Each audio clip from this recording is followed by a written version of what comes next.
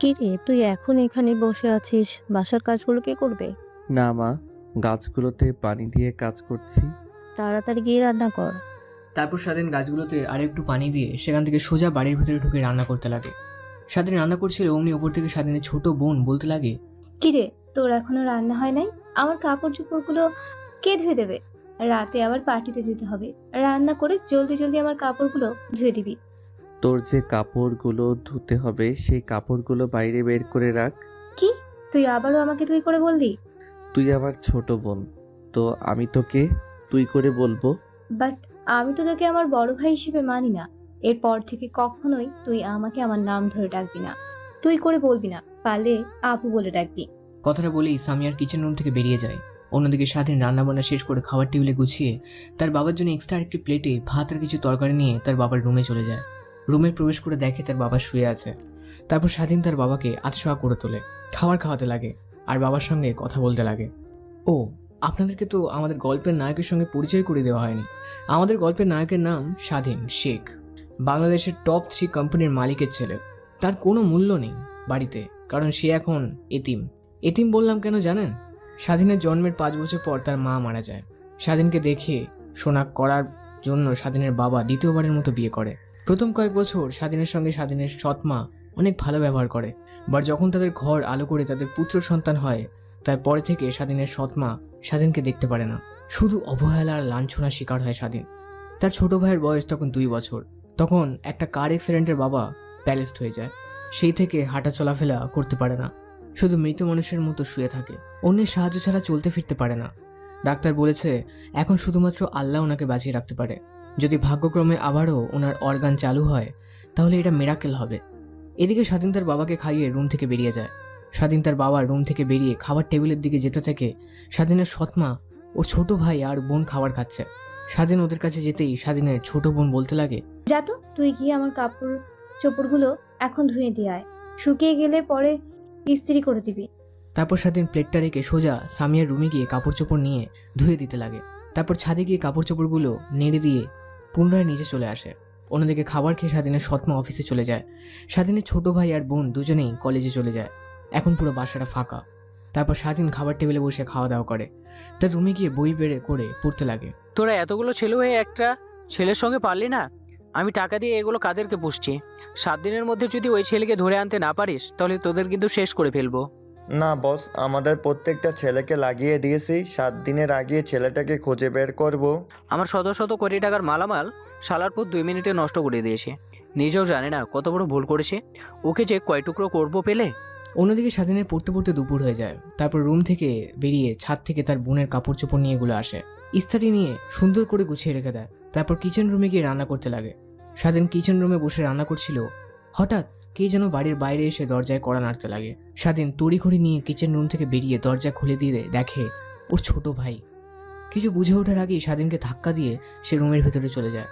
স্বাধীন তো পুরো অবাক, কারণ এই পুরো বাড়িটাতে সবাই স্বাধীনকে ঘৃণা করলেও ওর ছোট ভাই কখনো ওকে ঘৃণা করে না। বাট আজকে ওর কাছ থেকে এমন ব্যবহার আশা করেনি স্বাধীন। আপনাদেরকে তো বলতে ভুলে গেছি, স্বাধীনের ছোট বোনের নাম সামিয়া, আর সামিয়ার বড় ভাই স্বাধীনের ছোট ভাই, সেটার নাম মুস্তাফিজুর। তারপর স্বাধীন পুনরায় কিচেন রুমে গিয়ে রান্না করতে লাগে। রান্না করা শেষ হলে স্বাধীন খাবারগুলো টেবিলে নিয়ে গিয়ে গুছিয়ে রাখতে লাগে। তারপর স্বাধীন তার ভাইয়ের রুমের দিকে অগ্রসর হয় কি হয়েছে তা জিজ্ঞেস করার জন্য। রুমের বাইরে থেকে অনেকবার দরজা কড়া নাড়ার পরও এই পাশ থেকে কোনো শব্দ আসে না। স্বাধীনের অনেক ভয় হতে লাগে। কি করবে স্বাধীন বুঝতে না পেরে বেসমেন্ট থেকে একটা হাতুড়ি নিয়ে এসে দরজার লক ভাঙতে লাগে। দরজায় হাতুড়ি দিয়ে পিটাতে পিটাতে এক পর্যায়ে দরজার লক ভেঙে দরজা খুলে যায়। স্বাধীন তো ঘরের ভেতরে ঢুকে পুরোটা অবাক হয়ে যায়। ভাই তোর কি হয়েছে? এমন কাজ করতে গেলি কেন? কি হয়েছে বুঝতে পারছে না তো। হ্যাঁ, স্বাধীনের ছোট ভাই রুমের ভিতরে এসে বিষ পান করেছে। তারপর স্বাধীন তার ভাইকে কোলে তুলে নিয়ে বাসায় নিচে এসে গাড়ি করে হাসপাতালের উদ্দেশ্যে রওনা হয়। তারপর স্বাধীন এক হাত দিয়ে ড্রাইভ করছে আর অন্য হাত দিয়ে ফোন বের করে তার সৎমা আর ছোট বোনকে ফোন করছে। বাট দুজনের কেউই ফোন রিসিভ করছে না, বারবার শুধু ফোন কেটে দিচ্ছে।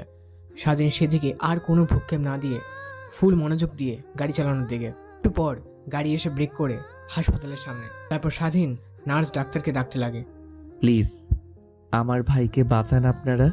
কি হয়েছে? ওনার মুখ দিয়ে ফেনা বের হচ্ছে কেন? বিষ খেয়েছে।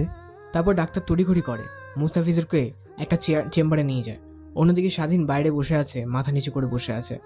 একটা ডাক্তার রুম থেকে বের হতে স্বাধীন দৌড়ে ডাক্তারের কাছে গিয়ে বলতে লাগে, এখন আমার ভাই কেমন আছে? দেখুন, ওনাকে ওয়াশ করা হয়েছে। ওনার পেট থেকে সম্পূর্ণ বিষ বের করার পরে আপনাকে বলতে পারবো তার কন্ডিশন কি অবস্থায় আছে। কথাটি বলে ডাক্তার সেখান থেকে চলে যায়। অন্যদিকে স্বাধীন চিন্তিত হয়ে চেয়ারে গিয়ে মাথা নিচু করে বসে আছে। এভাবে পেরিয়ে যায় প্রায় 2 ঘন্টা। ডাক্তার রুম থেকে বের হওয়ার নাম গন্ধ নিচ্ছে না। স্বাধীন ধীরে ধীরে অনেক চিন্তিত হয়ে যায়। হঠাৎ করে একটা ডাক্তার চেম্বার থেকে বের হতে স্বাধীন দৌড়ে ডাক্তারের কাছে গিয়ে বলতে লাগে, ডাক্তার সাহেব, এখন আমার ভাইয়ের অবস্থা কেমন? আমরা সম্পূর্ণ চেষ্টার উপরে আছি এবং ওনার পেট থেকে সম্পূর্ণ বিষ বের করে ফেলেছি। এখন 24 ঘন্টা না হলে কিছু বলতে পারবো না।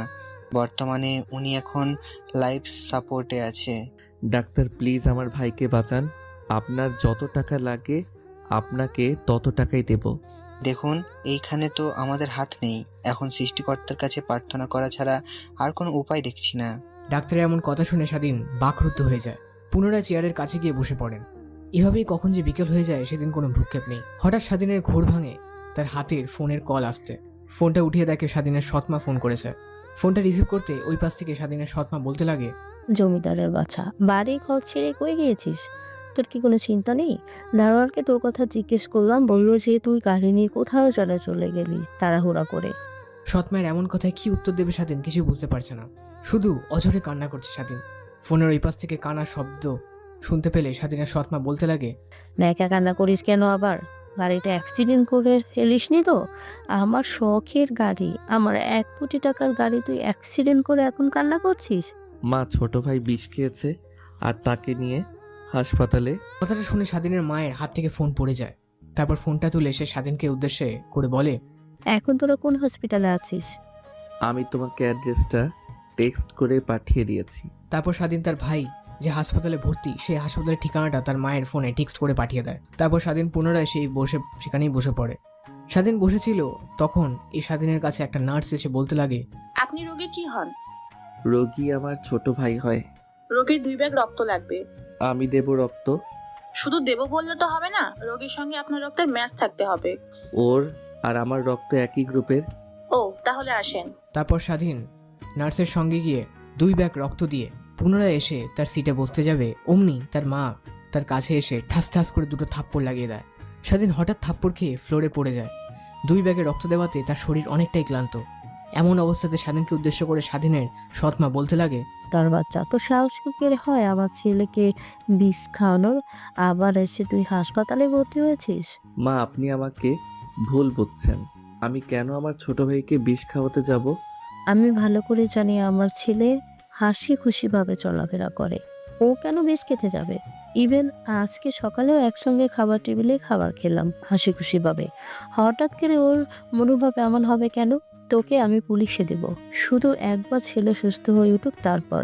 অন্যদিকে স্বাধীন দোষীর মতো মাটির দিকে তাকিয়ে আছে আর অঝরে চোখ বেয়ে জল বেরোচ্ছে। এত বছর ধরে তার সঙ্গে রয়েছি আর এটুকু আমাকে চিনলো? বারবার শুধু এমন চিন্তা ভাবনায় ঘুরছে স্বাধীনের মাথা। তারপর সেইখানে আর দাঁড়িয়ে না থেকে স্বাধীন গাড়িটা নিয়ে সোজা বাসায় চলে যায়। তারপর তার রুমে গিয়ে ফ্রেশ হয়ে খাবার টেবিল থেকে কিছু খাবার নিয়ে তার বাবার রুমে চলে যায়। স্বাধীন তার বাবার রুমের ভেতরে ঢুকে দেখেন তার বাবা ঘুমাচ্ছে। হালকাভাবে ডাক দিতে তার বাবার ঘুম ভেঙে যায়।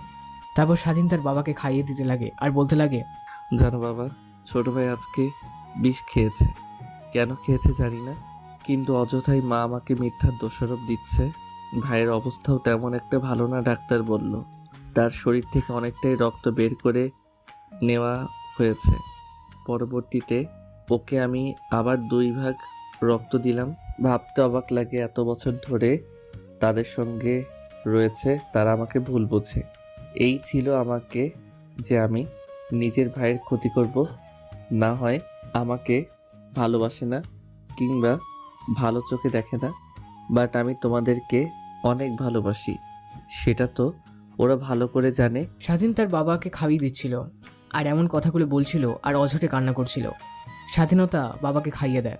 তার বাবার সঙ্গে আরও অনেকক্ষণ ধরে কথা বলে সোজা তার রুমে চলে যায়। তারপরে ফ্রেশ হয়ে আবার গাড়িটা নিয়ে হাসপাতালের উদ্দেশ্যে রওনা হয়। একটু পর হাসপাতালে চলে আসে। আমি তারপর সোজা মোস্তাফিজুর যে কেবিনে আছে সেই কেবিনে চলে যাই। মা তো আমাকে দেখে রেগে যায়, এসে মারতে যাবে, তখনই ডাক্তার বলে, এটা আপনার ছেলে না, আমি তো এনার কথা আপনাকে বললাম। এই ছেলেটাই তো আপনার ছেলেকে হাসপাতালে নিয়ে এসেছিল আর 2 ব্যাগ রক্ত দিল। অমনি সৎমা ডাক্তারকে উদ্দেশ্য করে বলে, না, এ আমার ছেলে না। আমার একটাই ছেলে, একে আমি চিনি না। সেই ছেলেটাকে নিয়ে আসার পর থেকে অনেক চিন্তিত আর উদ্বিগ্ন নিয়ে বসেছিল। দেখে মনে হচ্ছিল যেন নিজের আপন ভাই।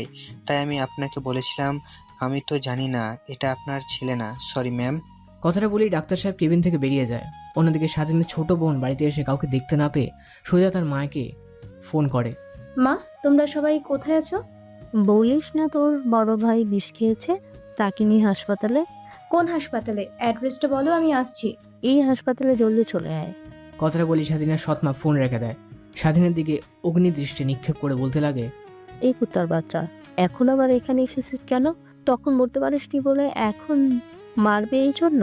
স্বাধীন নিচের দিকে তাকিয়ে থেকে তার মাকে উদ্দেশ্য করে বলে, আমি কখনোই মোস্তাফিজুর আর সামিয়াকে নিজের বোনের নজর ছাড়া অন্য কোনো নজরে দেখিনি।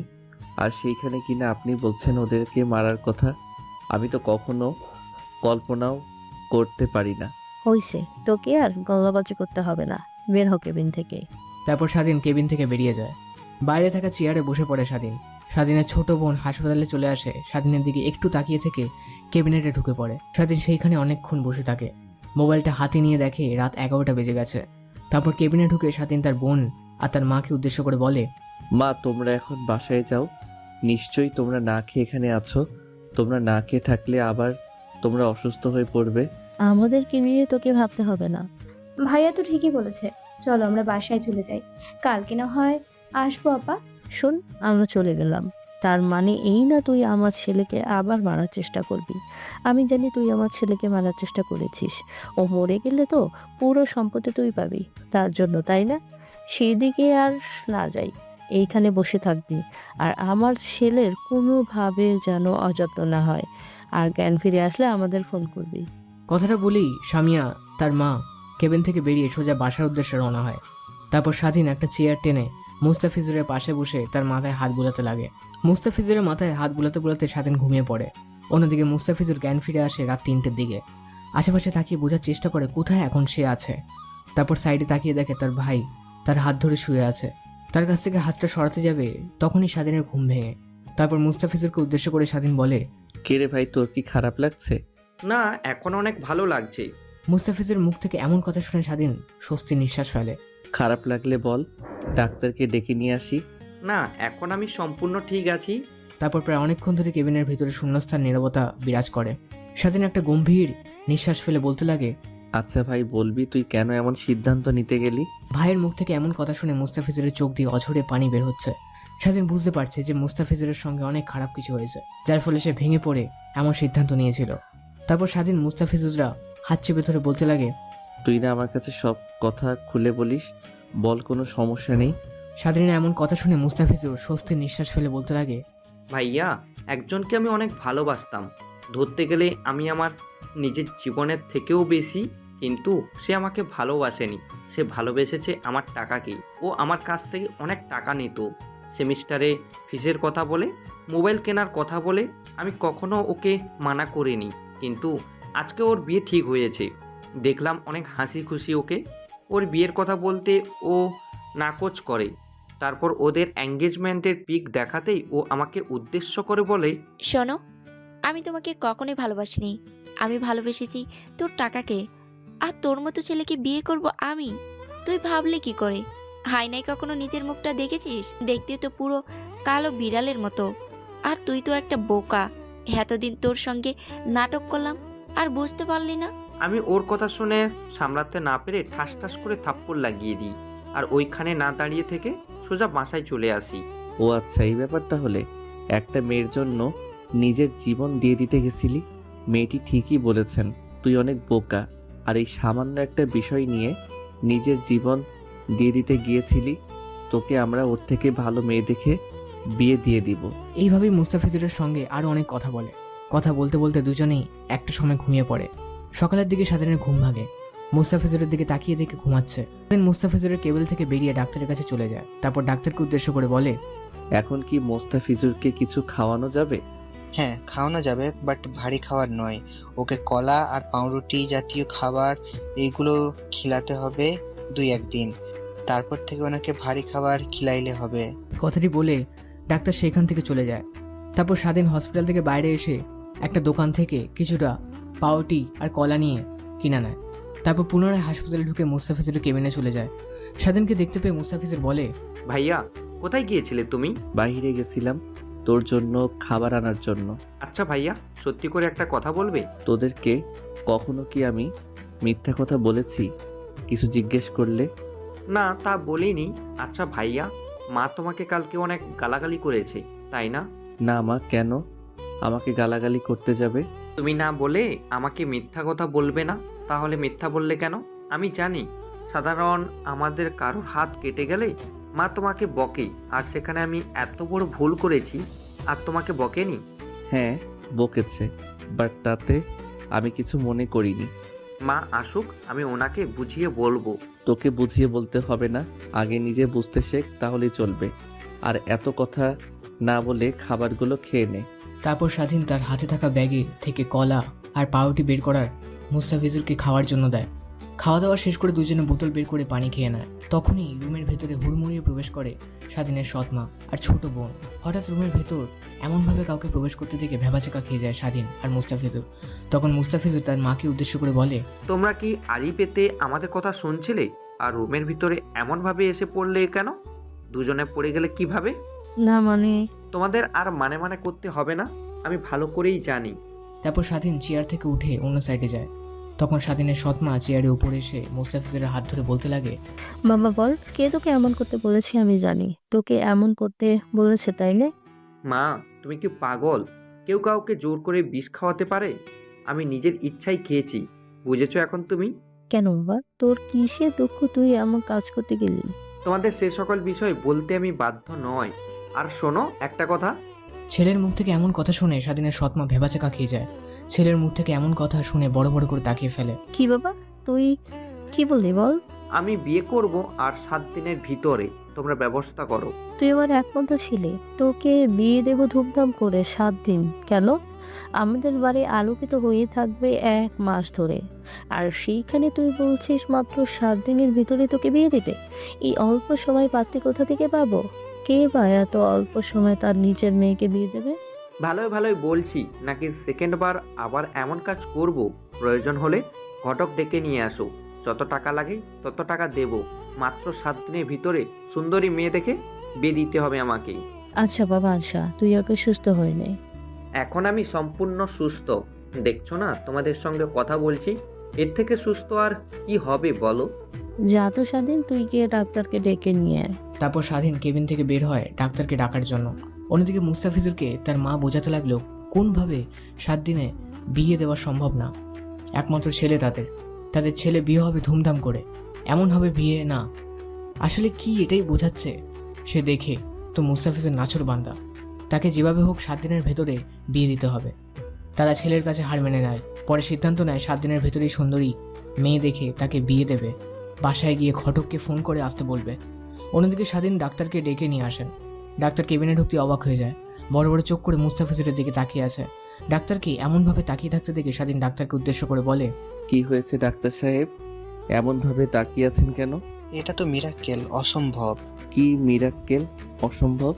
ওয়েট করেন, আপনাকে বুঝিয়ে বলছি, তার আগে চেক আপ করে নেই। তারপর ডাক্তার সাহেবকে মুস্তাফিজুরের পালস সহ পুরো বডি চেক আপ করে বলতে লাগে, এখন অনেকটাই সুস্থ। আপনারা চাইলে বিকেলের দিকে রোগীকে নিয়ে যেতে পারেন, আর চাইলে কালকে রাতটাও রাখতে পারেন এইখানে। তখনই মুস্তাফিজুর বলতে লাগে, না ডাক্তার, এখন আমি অনেক ভালো আছি, আর আমাকে এইখানে না থাকলেও চলবে। অন্যদিকে ডাক্তার যতই মুস্তাফিজকে দেখছে ততই অবাক হচ্ছে। কারণটা না হয় একটু পরেই জানতে পারবেন। আর হ্যাঁ, আপনি আমার পিছু পিছু আসুন, কিছু ওষুধ লিখে দিচ্ছি, সেই ওষুধগুলো নিয়ে এসে খাইয়ে দিন। কথাটা বলেই ডাক্তার কেবিন থেকে বেরিয়ে যায়। স্বাধীন তার পিছু পিছু কেবিন থেকে বেরিয়ে যায়।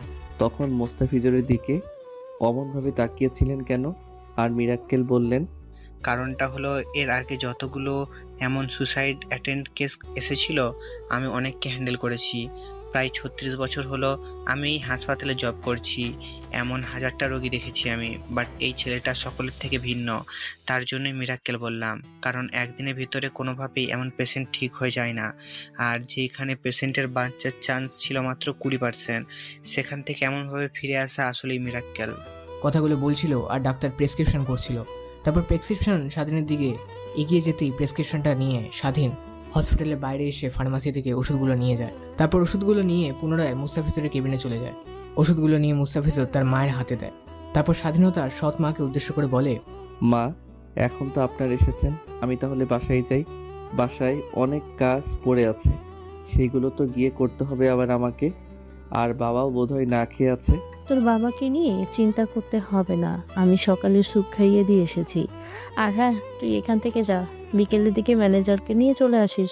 মুস্তাফিজুর যেহেতু হাসপাতালে থাকতে চাচ্ছে না, আর আমি মুস্তাফিজুরকে হাসপাতালে রাখতে চাচ্ছি না, তো বিকেলের দিকে বাসায় নিয়ে যাব। ওকে, তাহলে আমি এখন আসি। তারপর স্বাধীন মুস্তাফিজের কেবিন থেকে বের হয়ে গাড়িটা নিয়ে সোজা বাসায় চলে যায়। বাসায় গিয়ে এক এক করে কাজ করতে লাগে, তারপর রান্না করতে লাগে। কাজ করতে করতে কখন যে দুপুর গড়িয়ে বিকেল হয়ে যায় সেদিকে কোনো ভ্রুক্ষেপ নেই স্বাধীনের। হঠাৎ আসরের আজান শুনতে পেয়ে পকেট থেকে ফোন বের করে দেখে বিকাল 4:30 বেজে গেছে। তারপর তাদের পার্সোনাল ম্যানেজারকে ফোন করে বাসায় আসতে বলে স্বাধীন। কাজ শেষ হলে স্বাধীন তার রুমে গিয়ে গোসল করে নেয়।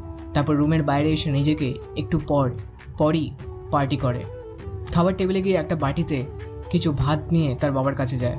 ও আপনাদেরকে তো একটা কথা বলতে ভুলেই গিয়েছি, স্বাধীনের বাবার দেখাশোনা করার জন্য অলরেডি 3টে কাজের মেয়ে রেখিয়ে দিয়েছে। 3টে কাজের মেয়ে আছে, বাট তারা থাকা সত্ত্বেও স্বাধীনের সঙ্গে এমন ব্যবহার করে স্বাধীনের মা আর বোন। তারপর স্বাধীন সোজা তার বাবার রুমে গিয়ে দেখে তার বাবা বাইরের দিকে তাকিয়ে আছে। রুমে কারো উপস্থিতি টের পেয়ে রুমের দরজার দিকে তাকায় সে। তারপর স্বাধীন তার বাবার কাছে গিয়ে বসে, খাবার খাইয়ে দিতে লাগে। আর তার ছোট ভাই কি বলল আর মা কি বলল সব কথা খুলে বলে তার বাবাকে। স্বাধীন এই একটা জায়গায় এসে মনের কথাগুলো প্রকাশ করে। হঠাৎ স্বাধীনের খেয়াল যায় তার বাবার পায়ের দিকে। দেখেন ডান পা একটু নড়ছে। স্বাধীন তো অবাক হয়ে তার বাবার দিকে তাকায়। ডান পার দেখা দেখি বাম পাও হালকা নড়ছে। স্বাধীন তার বাবাকে উদ্দেশ্য করে বলে, দেখেছো বাবা, তুমি তোমার পায়ে ধীরে ধীরে বল ফিরে পাচ্ছ। স্বাধীনের এমন কথা শুনে স্বাধীনের বাবা তার মাথায় হাত রাখে। স্বাধীন এমন দৃশ্য দেখে অবাক হয়ে যায়, কারণ যেখানে তার বাবা হাতের আঙুল পর্যন্ত নাড়াতে পারতো না, আর আজকে সেই মাথায় হাত রাখে। অশ্রু দৃষ্টি নিক্ষেপ করে হাসি মাথা মুখের স্বাধীনতা বাবার দিকে তাকিয়ে আছে। ভাঙা ভাঙা গলায় স্বাধীনের বাবা তাকে উদ্দেশ্য করে বলে, হ্যাঁ রে বাবা, আমি ধীরে ধীরে আমার শরীরের কন্ট্রোল পাচ্ছি। দেখ, তোর সঙ্গে এখন কথা বলতে পারছি, জানি না আদৌ হাঁটতে পারবো কিনা। তারপর স্বাধীন তার বাবার সঙ্গে আরও কিছু কথা বলতে লাগে। একটু পর কি যেন এসে দরজায় কলিং বেল দেয়। স্বাধীন বুঝতে পারে যে তাদের পার্সোনাল ম্যানেজার চলে এসেছে। তারপর স্বাধীন তার বাবার কাছ থেকে বিদায় নিয়ে তারপর রুম থেকে বেরিয়ে যায়। দরজা খুলে ম্যানেজারকে ওয়েটিং রুমে বসার জন্য বলে। তারপর স্বাধীনতার রুমে গিয়ে ফ্রেশ হয়ে ম্যানেজারকে নিয়ে হসপিটালের উদ্দেশ্যে বেরিয়ে পড়ে। গাড়ি চলছে তার আপন গতিতে। অন্যদিকে আমি জানতাম তোরা কখনোই ওকে খুঁজে পাবি না, আমাকে বাংলাদেশে আসতে হবে। বস, আমরা তো প্রাণপণ লাগিয়ে চেষ্টা করছি। আপনি নিজেও জানেন না যে আমাদের যতগুলো ছেলেপেলে ছিল সবাইকে লাগিয়ে দিয়েছি ওর খোঁজ নেওয়ার জন্য। জানি না শালা কোন গর্তে লুকিয়ে আছে। একবার যদি পাই আমাদের এত খোঁজানোর স্বাদ আগে মিটাবো, তারপরে অন্য কিছু। শুধু বড় বড় কথা, কাজের বেলায় কিছু না। সামনের মাসের 15 তারিখে আমি দেশে ফিরছি। স্বাধীন মন দিয়ে গাড়ি চালাচ্ছিল, হঠাৎ তার ফোনে কি একজন ফোন ধরে। নাম্বারটা দেখে স্বাধীন অবাক হয়ে যায়। প্রথম একবার ফোন কেটে দেয়, দ্বিতীয়বারও ফোন কেটে দেয়, তৃতীয়বারের পর ফোন রিসিভ করে স্বাধীন। ওই পাশ থেকে একটা ছেলে বলতে লাগে, শোন, এতদিন আমরা যার অপেক্ষায় ছিলাম অবশেষে বাংলাদেশে ফিরছে। মানে কি বলতে চাচ্ছিস তুই? আমি কিছুই বুঝি না। শোন, সেই ইমরান খান বাংলাদেশে আসছে 15 তারিখে। আমি ইমরান খানের প্রত্যেকটা ছেলেপেলের ফোন টেক করেছিলাম, তখন এমন খবর শুনতে পাই আমি। আজকে একের পর এক ভালো খবর শুনতে পাচ্ছি। আজকে আমার লাইফে অনেক সুন্দরতম দিন। কথাগুলো বলছিল আর এক হাত দিয়ে ফোন চালাচ্ছিল। হঠাৎ স্বাধীনের গাড়ি থেকে একজন ঢেল মারে। তৎক্ষণাৎ স্বাধীন ফোন রেখে গাড়িটা ব্রেক করে। গাড়িটা থেকে বের হয়ে দেখে অনেকগুলো মেয়ে একটা হন্ডার ওপর দাঁড়িয়ে আছে, আর এই রাস্তা দিয়ে যতগুলো প্রাইভেট কার আসছে সেগুলো ঠেল দিচ্ছে। তারপর স্বাধীন তার দিকে এগিয়ে গিয়ে বলতে লাগে, কি হচ্ছে এগুলো? রাস্তার মাঝে এমন গুন্ডামি করছেন? জানেন আমার গাড়ির কত বড় ক্ষতি করে ফেললেন? মেয়েটা স্বাধীনের দিকে কিছুক্ষণ তাকিয়ে থেকে বলতে লাগে, দেখতে তো পুরো নায়কের মতো, ভেবেছি তুই বোধহয় এই গাড়ির মালিক। তা তুই ড্রাইভার আগে জানিয়ে তো। এই মাহি, ওকে কিছু টাকা দিয়ে দে, গ্লাসটা সরিয়ে নিবে। আসলে আপনারা যা ভাবছেন তা না, শুধুমাত্র লুকিং গ্লাস ভেঙে গেছে। তারপর স্বাধীনের মুখের উপর অনেকগুলো টাকা ছুঁড়ে পারে পপি। টাকা পেয়েছিস? যা এখান থেকে। তারপর স্বাধীন মাটি থেকে টাকাগুলো কুড়িয়ে পুনরায় পপির দিকে ছুঁড়ে মারে। এই নে তোর টাকা। আর হ্যাঁ, কি যেন বললি? আমি ড্রাইভার? আমি ড্রাইভার না, আমি এই গাড়ির মালিক। আর রাস্তার মাঝে এমন করছিস, অনেক ভালো লাগছে তোকে ভাই ভাবছিস তো? তোরাই হলো মেয়েজাতি নামে কলঙ্ক। যেই মেয়ের জাতকে আমরা সবসময় সম্মান করি, তোদের মতো কিছু মেয়ের জন্য সে জাতের নাম নিচু হচ্ছে ধীরে ধীরে। ছেলেদের মতো প্যান্ট পরেছিস, শার্ট পরেছিস, লজ্জা করছে না তোদের? আর এমন কাজ করছিস আর সবাই মিলে হাসাহাসি করছিস, অনেক ভালো লাগছে তোদের, তাই না? কথাগুলো একদমই বলেই সেখান থেকে চলে যায় স্বাধীন। পিছন থেকে মেয়েগুলো অনেকবার ডাকাডাকি করে, বাট স্বাধীন সেই মেয়েগুলোর দিকে কোনো কর্ণ পাত না দিয়ে হেঁটে চলেছে তার গাড়ির দিকে। তারপর গাড়িতে উঠে পুনরায় স্টার্ট দিয়ে যেতে লাগে হাসপাতালের উদ্দেশ্যে। পাশের সিটে বসে থাকা ম্যানেজার স্বাধীনকে উদ্দেশ্য করে বলে, আরে বাবা, তুমি শুধু শুধু এই মেয়েগুলোর সাথে লাগতে গেলে কেন? তুমি জানো না এই মেয়েটা হচ্ছে আমাদের এই শহরের নামক গ্যাংস্টার বা গুন্ডা যাই বলো, মুরগি সালামের ছোট বোন।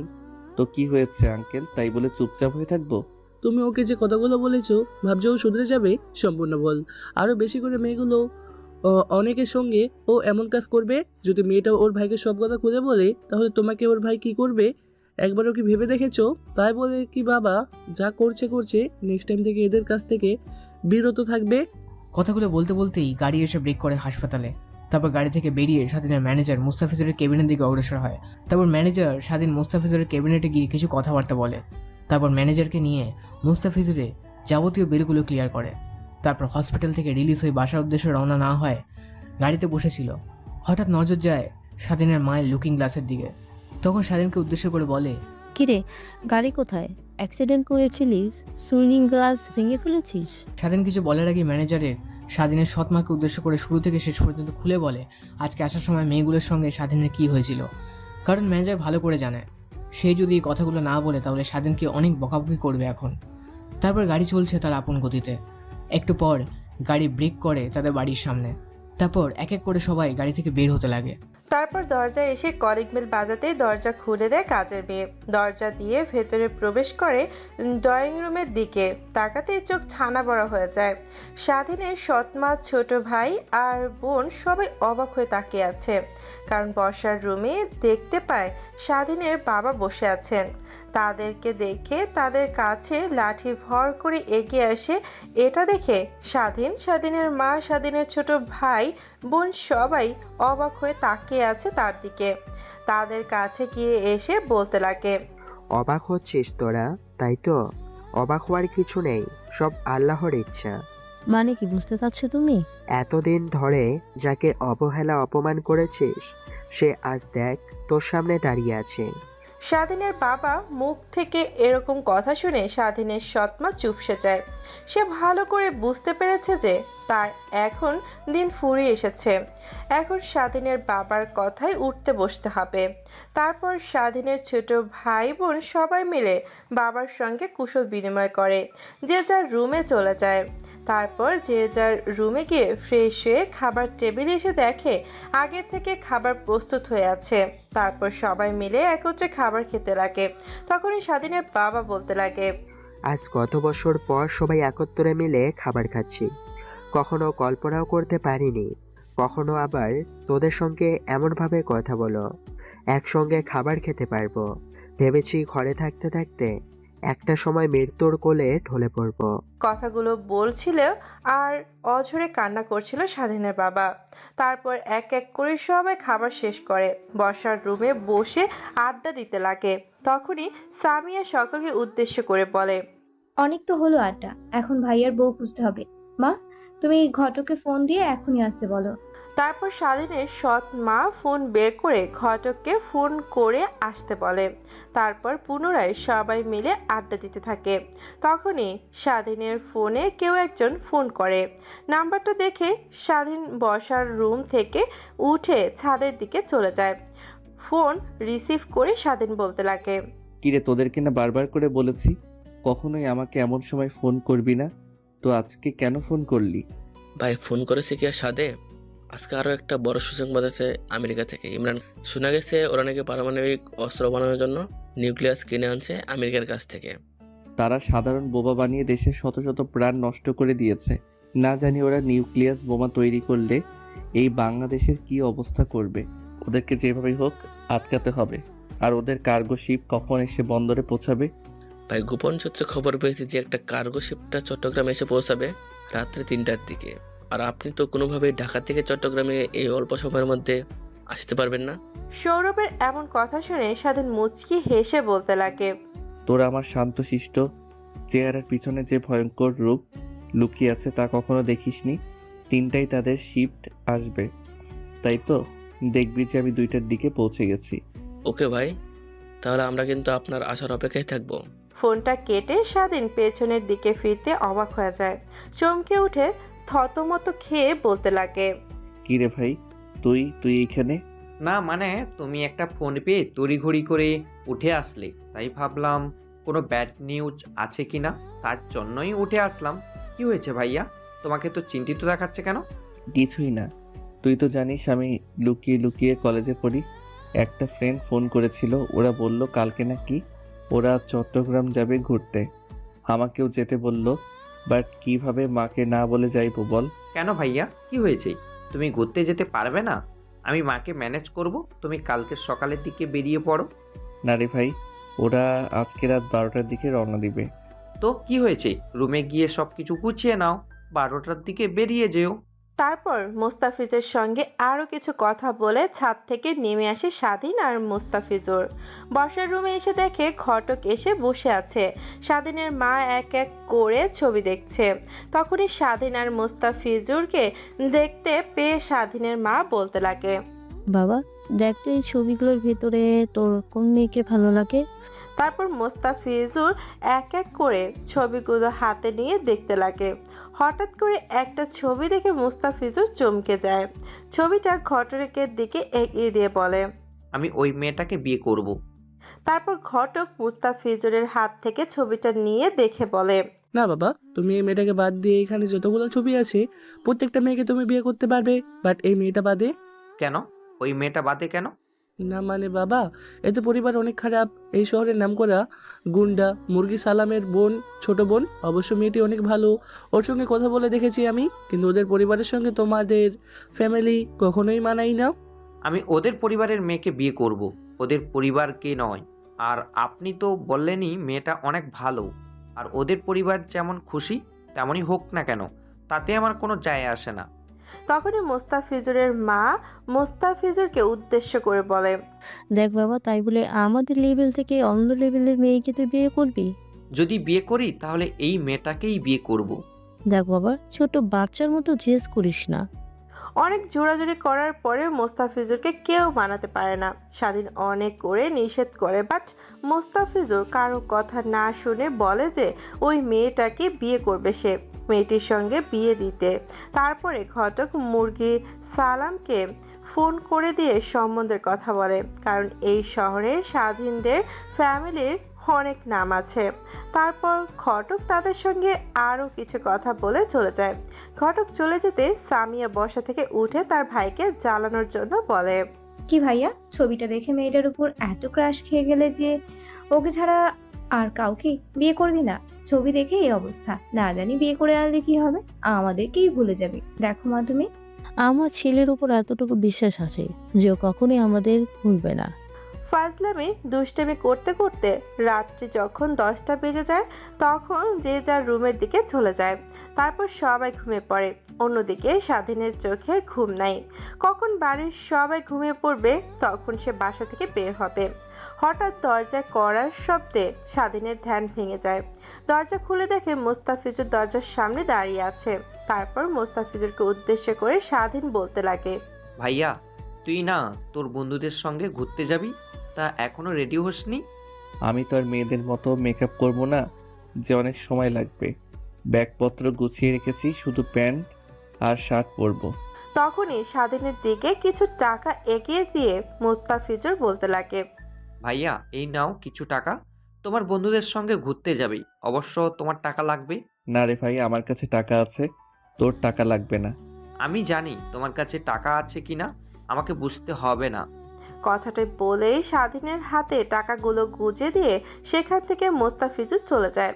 একটু পর পুরো বাড়ি যখন নিশ্চুপ হয়ে যায়, তখন স্বাধীন চুপি চুপি তার লাগেজ নিয়ে বের হয়ে ড্রাইভারকে ডেকে গাড়ি নিয়ে এয়ারপোর্টের উদ্দেশ্যে রওনা হয়। অন্যদিকে স্বাধীন বাইরের দিকে তাকিয়ে আছে অপলক দৃষ্টিতে। এই শীতের রাতে ফুটপাতের উপর শুয়ে আছে হাজারো শিশু। কারোর মা বাবা আছে, কারোর মা বাবা থেকেও নেই। ছেলেগুলোকে মা বাবা এখানে ফেলে চলে যায়, দেখলেই তো মায়া হয় এদের মা বাবা কিভাবে এখানে ফেলে গেছে। এই শীতে ফুটপাতের উপর দিয়ে শুয়ে থাকা ছেলেগুলোর গায়ে শাল জড়ানো, কারোর গায়ে পলিথিন, কারোর গায়ে ব্যাগ, আবার কারোর গায়ে খালি শুয়ে আছে। চিন্তা করতে করতে এক পর্যায়ে স্বাধীনের গাড়ি এসে এয়ারপোর্টের সামনে ব্রেক করে। তারপর গাড়ি থেকে নেমে ড্রাইভারের উদ্দেশ্য করে বলে, আঙ্কেল এখন আপনি বাসায় চলে যান, আর যদি সকালে উঠে মা আমাকে খুঁজে তাহলে বললেন যে আমার একটা কাজে আমি গ্রামের বাড়ি এসেছি। কথাটা শুনে ড্রাইভার গাড়ি নিয়ে চলে যায় অন্যদিকে। স্বাধীন এয়ারপোর্টের ভিতর ঢুকে পড়ে। তারপর চট্টগ্রামের উদ্দেশ্যে একটা হেলিকপ্টার ভাড়া করেছে। আপনারা হয়তো অবাক হচ্ছেন, একজন সামান্য ছেলের কাছে এত টাকা আসলো কি করে? গল্পের সাথে থাকুন, ঠিকই বুঝতে পারবেন। এত রাতে এখনো ফ্লাইটও নেই যেটা চট্টগ্রামে যাবে, তার জন্যই পার্সোনাল হেলিকপ্টার ভাড়া করেছে সে। তারপর হেলিকপ্টারে উঠে পড়ে সে। আগে থেকে জানে তার ছেলে পেলে এগুলো কোথায় থাকে। হেলিকপ্টার উড়ে চলেছে তার আপন গতিতে। আচ্ছা, আলোয় নিচের দিকে রাতের অন্ধকার থাকা মনোমুগ্ধকর পরিবেশ উপভোগ করছে হেলিকপ্টারের জানালা দিয়ে বাইরের দিকে তাকিয়ে। তারপর একটু পরে সে হেলিকপ্টার ল্যান্ড করে তার দেওয়া লোকেশন অনুযায়ী অন্যদিকে গোডাউন থেকে এক এক করে ছেলে বের হয়ে হেলিকপ্টারের চারদিকে ঘেরাও করে আর বন্দুক তাক করে আছে। অন্যদিকে হেলিকপ্টার পাইলট তো অবাক হয়ে বড় বড় চোখ করে বাইরের দিকে তাকিয়ে স্বাধীনকে উদ্দেশ্য করে বলে, স্যার আমাদেরকে এখানে নামা উচিত হবে। কেন, কি হয়েছে? স্যার নিচের দিকে তাকিয়ে দেখেন, বন্দুক তাক করে রয়েছে হেলিকপ্টারের দিকে। তুমি ভয় পেও না, ওরা গুলি করবে না, তুমি নির্ভয়ে হেলিকপ্টার ল্যান্ড করো, ওরা আমার ভাই ব্রাদার কিছুই করবে না। স্বাধীনের কথায় স্বস্তির নিঃশ্বাস ফেলে হেলিকপ্টার ল্যান্ড করে সে। তারপর স্বাধীন গেট খুলে বাইরে বের হতে সবাই বন্দুক নামিয়ে নেয়। ছেলেগুলোর মধ্যে থেকে একটা ছেলে এসে বলতে লাগে, ভাই আমি তো কখনো বিশ্বাস করিনি যে আপনি চলে আসবেন। আমরা সবাই একাই প্রস্তুতি নিচ্ছিলাম মিশনে যাওয়ার। আপনি বলেছিলেন যে আসবেন, আমরা অনেক চিন্তায় রয়েছিলাম, বাট বিশ্বাস ছিল আসবেন, যেখানে এসে পড়লেন। আমি একবার কথা দেই, যেভাবে হোক আমি আসবো। কথাগুলো বলেই গোডাউন ঘরের ভেতরে প্রবেশ করে তারা। অন্যদিকে হেলিকপ্টার চলে যায়। তারপর স্বাধীন সৌরভের সঙ্গে আরো কিছু ছেলে পেলে সঙ্গে কিভাবে কি করবে সেগুলো নিয়ে ডিসকাস করতে লাগে। তাদের মধ্য থেকে হঠাৎ করে একটা ছেলে বলতে লাগে, ভাই ওদের কাছে যদি হাই পাওয়ার কোনো অস্ত্র থাকে তাহলে তো আমরা নিমিশেই শেষ হয়ে যাব। তোমরা তা নিয়ে কোনো টেনশন করো না, কারণ নিউক্লিয়ার যারা বহন করে তাদের সঙ্গে কখনোই ভারী অস্ত্র থাকে না, সাধারণ বন্দুক থাকে। তাও জানলে অবাক হবে, বিনা প্রয়োজনে বন্দুক চালানো নিষিদ্ধ। নিউক্লিয়ন ভয়ঙ্কর একটা পদার্থ। তারপর স্বাধীন ছেলেদের গুলোকে আরো ভালোভাবে বুঝিয়ে দিতে লাগে কি দিয়ে কি করতে হবে। স্বাধীন তার ছেলে পেলেদেরকে বোঝাতে বোঝাতে রাত 2টা বেজে যায়। তারপর তারা গোডাউন ঘর থেকে বের হয়ে গাড়ি নিয়ে বন্দরের উদ্দেশ্যে রওনা হয়। তারপর লুকিয়ে লুকিয়ে সবাই বন্দরে প্রবেশ করে। স্বাধীনের প্ল্যান অনুযায়ী যে যার জায়গায় গিয়ে লুকিয়ে পড়ে। অনেকক্ষণ পর একটা কার্গো শিপ আসে বন্দরে। কার্গো শিপ এসে বন্দরে দাঁড়াতে কালো পোশাক পরে অনেকগুলো ছেলে শিপের ভেতরে ঢুকে পড়ে। তারপর এক এক করে 3টা কন্টেইনার গাড়িতে লোড করে। স্বাধীনের বুঝতে সময় লাগে যে কোন কন্টেইনারে তারা পারমাণবিক নিউক্লিয়াস আনছে। পরে প্রত্যেকটা ছেলেকে উদ্দেশ্য করে স্বাধীনের কাছে থাকা উকি টকি চালু করে বলে, ওরা ভেবেছে আমাদেরকে ভুল বুঝিয়ে অন্যদিকে নিয়ে যাবে, তাই কিছু ছেলে 3টা ট্রাকটা ফলো করো আর ট্রাকটা আমাদের দখলে নিয়ে নাও। একটু পর ট্রাকটা বন্দর থেকে বেরিয়ে যায়। অন্যদিকে স্বাধীনের ছেলে পেলে ট্রাকের উদ্দেশ্য করে রওনা হয়। অনেকক্ষণ সময় হওয়ার পর আরও একটা কন্টেনার আসে। কন্টেনারের চারপাশে অনেকগুলো কালো পোশাক পরে অস্ত্র হাতে নিয়ে মানুষ দাঁড়িয়ে আছে। স্বাধীনের আর বোঝার বাকি রইল না যে এটাতেই পারমাণবিক নিউক্লিয়াস আছে। তারপর প্রত্যেকটা ছেলেদেরকে বলে, যে যার পজিশন নিয়ে নাও। তারপর যে যার পজিশন নিয়ে নেয়।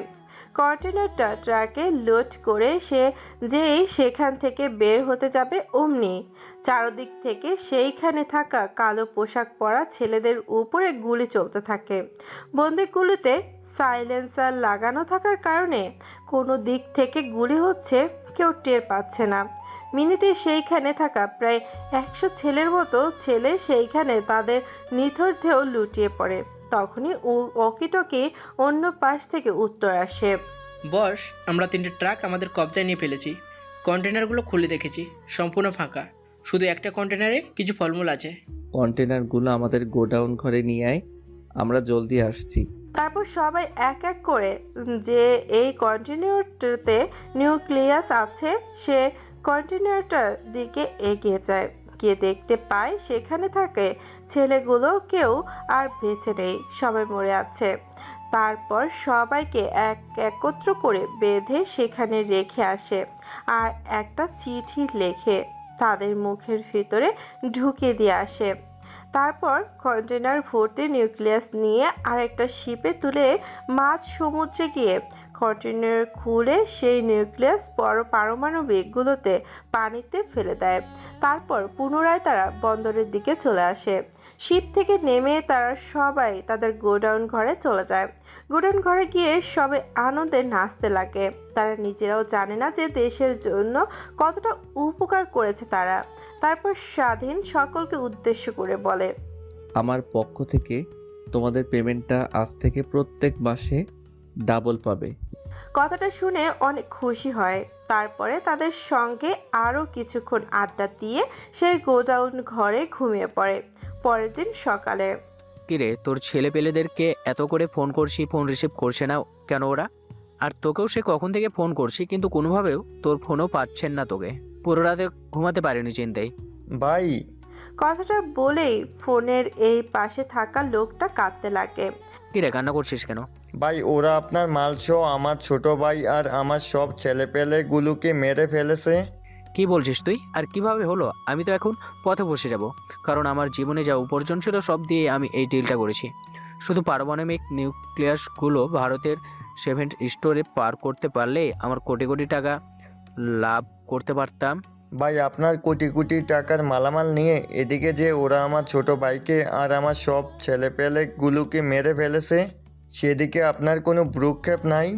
দাঁত কটমটিয়ে ওপাশ থেকে ইমরান খান বলতে লাগে, আমিও যা ভেবেছিলাম 15 তারিখে আসবো, বাট আমি এর আগেই আসবো। আমার ছোট ভাইকেও মেরেছে, আমি কিছু বলিনি, কিন্তু এখন আর ওর বাসাতে পারবে না। অন্যদিকে তাদের সব কথোপকথন একজন শুনছিল আর হা হা করে হাসছিল। ইমরান খান, তুই যতই চেষ্টা করিস না কেন আমাদেরকে কখনো ধরতে পারবি না, আর আমরা গোপনে গোপনে তোর সব কিছু ধ্বংস করে ফেলবো।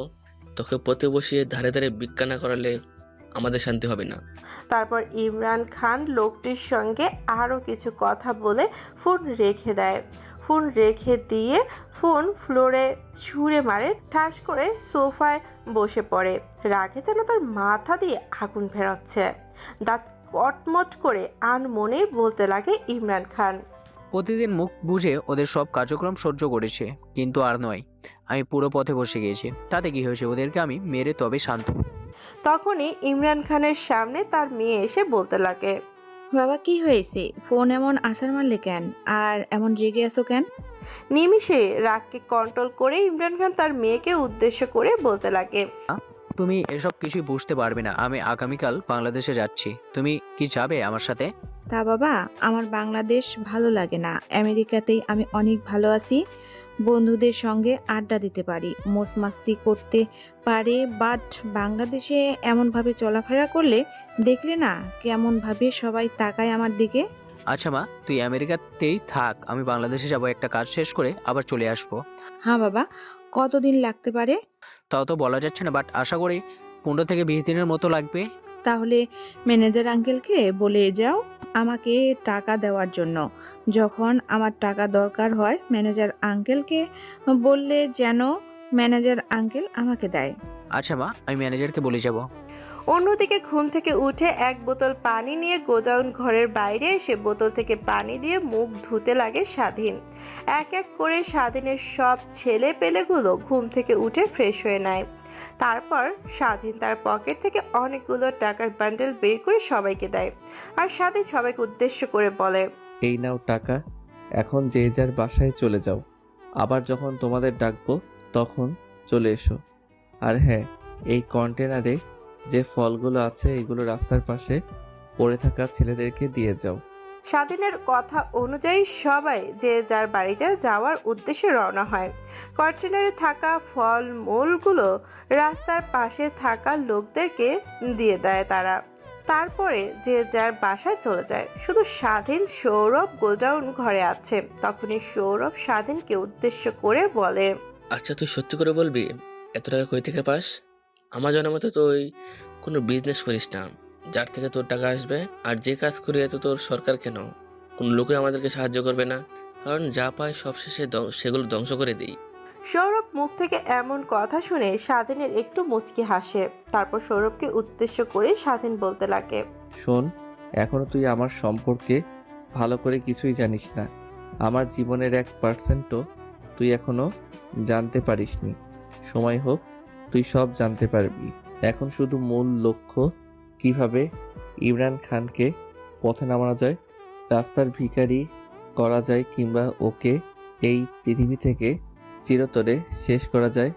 কথাটি বলেই স্বাধীন হাসতে লাগে কটুক্তক সুরে। তখনই পুনরায় সৌরভ স্বাধীনকে উদ্দেশ্য করে বলেন, তোকে আরেকটা কথা বলতে ভুলে গেছিলাম। ইমরান খানের ফোন আমি টেক করেছি। ও কখন কার সঙ্গে কথা বলে সব জানতে পারে। ইমরান খান এখানকার যে গ্যাংদের ভাড়া করেছে সে গ্যাংয়ের লিডারকে ফোন করেছিল।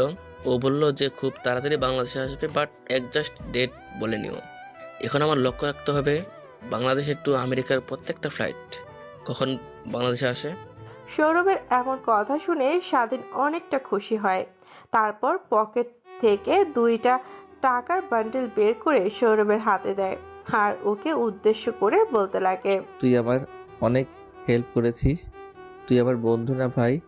আর এই নিয়ে সামান্য কিছু টাকা ইমরান খানকে শেষ করতে পারলে আমি তোকে এর থেকে খুব বেশি টাকা দেব।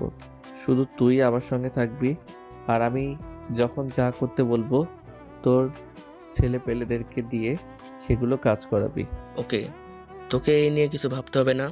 আমার জীবন থাকতেও আমি তোর সঙ্গে কখনো বাটপারি করব না।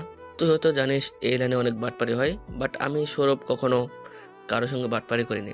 আমি জানি তুই কখন আমার সঙ্গে বাটপারি করবি না, তারপরেও ভয় হয় যদি তীরে এসে তৈরি ডুবে যায়। আর যখন যা করবি মনোযোগ দিয়ে করবি, চারপাশটা দেখে কাজ করবে।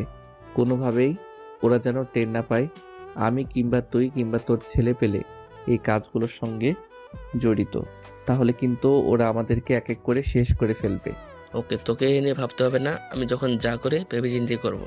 তারপর সৌরভের সঙ্গে আরো কিছু কথা বলে গোডাউন ঘরে সিকিউরিটি গার্ড অর্থাৎ একটা বড় আঙ্কেল স্বাধীন তার ব্যাগ থেকে আরো একটা টাকার বান্ডেল দিয়ে বলতে লাগে, আঙ্কেল, এই নিন আমার পক্ষ থেকে সামান্য কিছু উপহার। আপনি তো এই গোডাউন ঘরটা দেখাশোনার দায়িত্বে আছেন। যখন আমরা না থাকি তখন দেখাশোনা করেন। একটা জিনিস খেয়াল রাখবেন, কোনোভাবেই যেন এই গোডাউন ঘরের ভিতরে অপরিচিত ব্যক্তিরা প্রবেশ করতে না পারে। ওকে বাবা, আমি আমার জীবন দিয়ে তোমার এই গোডাউন ঘর হেফাজত করব। আরে জানো বাবা, আজকে আমার টাকার অনেক দরকার ছিল।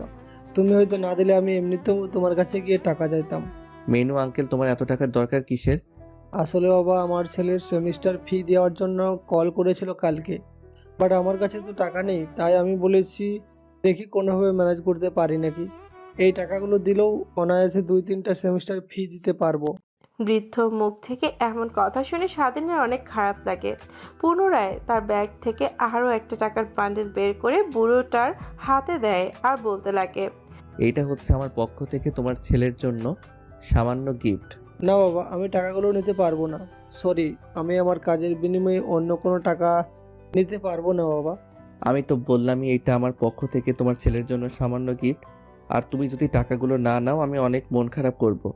স্বাধীনের জড়াজড়িতে একটা সময় বৃদ্ধ লোকটি স্বাধীনের কাছ থেকে টাকাগুলো নিয়ে নেয়। তারপর স্বাধীন বৃদ্ধ লোকটির সঙ্গে আরো কিছু কথা বলে। গোডাউন ঘরে এসে তার ফোন বের করে একজনকে ফোন করে আসতে বলে। ভাই, হঠাৎ করে আমাকে ফোন করলেন যে? আমি আমার গোডাউন ঘরে আছি, তুই জলদি গাড়ি নিয়ে আয়। ওকে ভাই, আপনি 5 মিনিট দাঁড়ান, আমি গাড়ি নিয়ে আসছি। স্বাধীন সেইখানে 5 মিনিট অপেক্ষা করতে লাগে গাড়ি আসার জন্য। একটু পর স্বাধীনের সামনে একটা রোলস কার এসে ব্রেক করে। তারপর স্বাধীন দরজা খুলে গাড়িতে প্রবেশ করে। কিরে, কেমন কাটছে তোর দিনকাল? এই তো ভাই, আপনার দোয়ায় অনেক ভালো চলছে। ভালো চললেই ভালো। তারপর স্বাধীন সেই ড্রাইভার ছেলেটির সঙ্গে আরো কিছু কথা বলতে লাগে। আসলে সে সামান্য ড্রাইভার নয়, এই চট্টগ্রামের সব থেকে ধনী এবং রিচ পরিবারের ছেলে। এর জন্যই এক জায়গা থেকে এক জায়গায় যেতেও সবসময় রোলস রয়েস কিংবা মার্সিডিজ ব্র্যান্ডের মতো কার ইউজ করে। আপনারা হয়তো অবাক হচ্ছেন, সামান্য একটা ছেলের সঙ্গে এত কোটি কোটি টাকার মালিকের ছেলে কিভাবে সম্পর্ক। গল্পের সাথে থাকুন, ঠিকই জানতে পারবেন। গাড়ি চলছে তার আপন গতিতে। একটু পর গাড়ি এসে ব্রেক করে এয়ারপোর্টের সামনে। তারপর স্বাধীন ছেলেটার সঙ্গে আরো কিছু কথা বলে বিদায় জানিয়ে এয়ারপোর্টের ভেতরে প্রবেশ করে। তারপর পুনরায় একটা ব্যক্তিগত হেলিকপ্টার ভাড়া করে এসে ঢাকার উদ্দেশ্যে রওনা হয়। কালকের মতো আজকে আর রাতে সে ঢাকায় যাচ্ছে না, দিনের বেলা ঢাকা যাচ্ছে। হেলিকপ্টার থেকে নিচের দিকে তাকালে অনেক সুন্দর পরিবেশ, অনেক সুন্দর সুন্দর গাছপালা।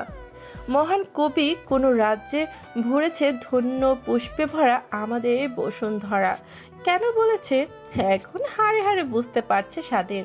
এভাবেই প্রায় 1 ঘন্টা পার হয়ে যায়। হযরত শাহজালাল আন্তর্জাতিক বিমানবন্দরে এসে হেলিকপ্টার ল্যান্ড করে। তারপর হেলিকপ্টার থেকে বের হয়। তাদের বাসার ড্রাইভার আঙ্কেলকে ফোন করে বলতে লাগে, আঙ্কেল, এখন আপনি কোথায় আছেন? বাবা, তুমি কোথায় আছো? মেম সাহেব অনেক রেগে আছেন তোমার উপর। তুমি ওকে বলে যাওনি আর আমাকে জিজ্ঞেস করেছিল তোমাকে দেখছি কিনা। আমি না করে দিয়েছি। অনেক ভালো করেছো। এখন এয়ারপোর্টে চলে আসো, আমি আপনার জন্য অপেক্ষা করছি। ওকে বাবা। তার স্বাধীন এয়ারপোর্টের ভেতরে বসে থাকে। একটু পর স্বাধীন গাড়ি আসতে এয়ারপোর্ট থেকে বের হয়ে গাড়িতে বসে তারপরে গাড়িতে করে সোজা বাসায় চলে আসে। দরজাতে নক করতে কাজের মেয়ে এসে দরজা খুলে দেয়। তারপর স্বাধীন চুপি চাপি রুমে চলে যায়। তার গায়ে থাকা জামা কাপড়গুলো খুলে পুরাতন আর সে যে জামা কাপড়গুলো পরে সেগুলো পরে নেয়। তারপর সোজা ওয়াশরুমে গিয়ে ফ্রেশ হয়ে আসে বাইরে। তারপরে বাসার নিচে এসে রান্নার কাজে হাত দেয়। কাজের মেয়ে রান্না করছে। হঠাৎ কিচেন রুমে স্বাধীনকে দেখতে পেয়ে কাজের মেয়ে বলতে লাগে, স্যার, আপনার তো এখানে আসা নিষেধ আছে। বড় স্যারের কড়া নির্দেশ। সে হক্কল কাজের মেয়েগুলোকে বইলেছে আপনারে কোনোভাবেই যেন আর কোনো কাজ করতে না দেওয়া হয়।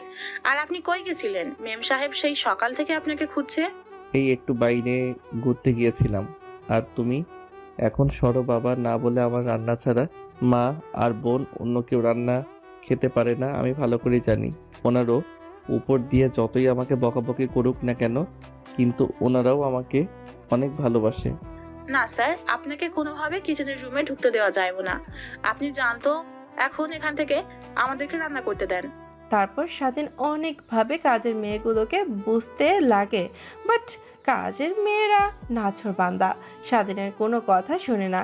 সব শেষে কাজের মেয়ের কথায় স্বাধীন হাল ছেড়ে সেখান থেকে চলে যায়, সোজা তার রুমে চলে যায়। তারপর ফোন বের করে নিউজ পেজে ঘোরাঘুরি করছিল। হঠাৎ একটা খবর দেখতে তার চোখ আটকে যায়। খবরটা ছিল ঠিক এরকম। রাত্রিতে বন্দর দিয়ে চোরাচালানি হওয়ার সময় দুই পক্ষের গোলাগুলিতে প্রায় নিহত হয় 100 জন। গ্যাংস্টার ছেলেরা তাদের কে বা কোন গ্যাং মেরেছে সে নিয়ে তদন্ত করা হচ্ছে।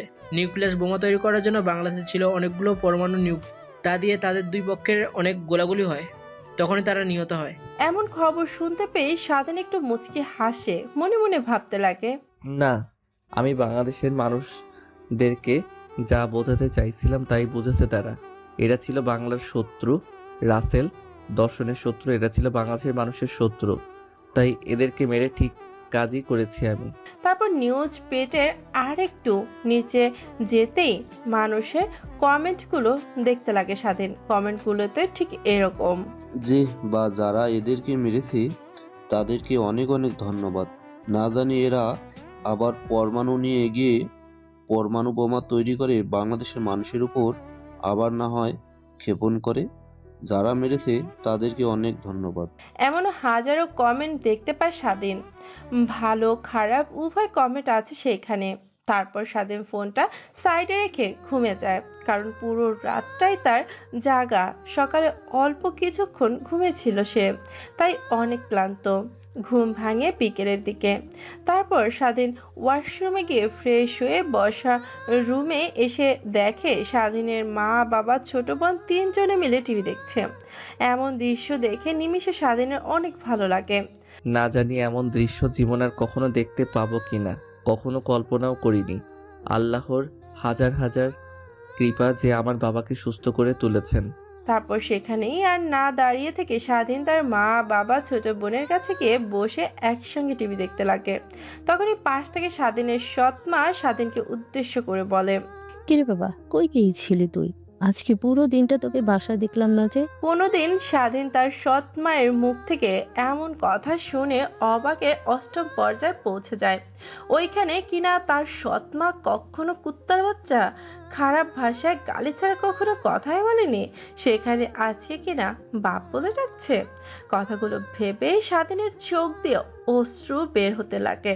স্বাধীনের সৎ মা সোফা থেকে উঠে স্বাধীনের পা ধরতে যাবে, অমনি স্বাধীন সৎ মার হাত ধরে বলতে লাগে: মা, তুমি কি করছো? বাবারে, তোর উপর আমি অনেক অন্যায় অত্যাচার করেছি, প্লিজ আমাকে মাফ করে দে। আমি কখনো ভাবতেও পারিনি যে তোকে এত অত্যাচার করার পরে তুই এখানে থাকবি। শুধু ভাবতাম তুই থাকলে আমাদের সম্পত্তির ভাগ দিতে হবে, কিন্তু এতটুকু বুঝতাম না যে তুইও তোর বাবার ছেলে। প্লিজ বাবা, তুই আমাকে মাফ করে দে। মা, এমনভাবে বইলো না। তুই তোমার নিজের ভুল বুঝতে পারছো, এটাই অনেক। তারপর স্বাধীন তার মায়ের সঙ্গে আরো অনেক কথা বলতে লাগে। তখনই বাসার ভেতর প্রবেশ করে স্বাধীনের ছোট ভাই মোস্তাফিজুর। বাসার ভেতরে প্রবেশ করে মোস্তাফিজুর তার মাকে উদ্দেশ্য করে বলে: মা, কালকে যে মেয়েটাকে দেখলাম, তুমি গিয়ে ওর ভাইয়ের সঙ্গে কথা বলেছো?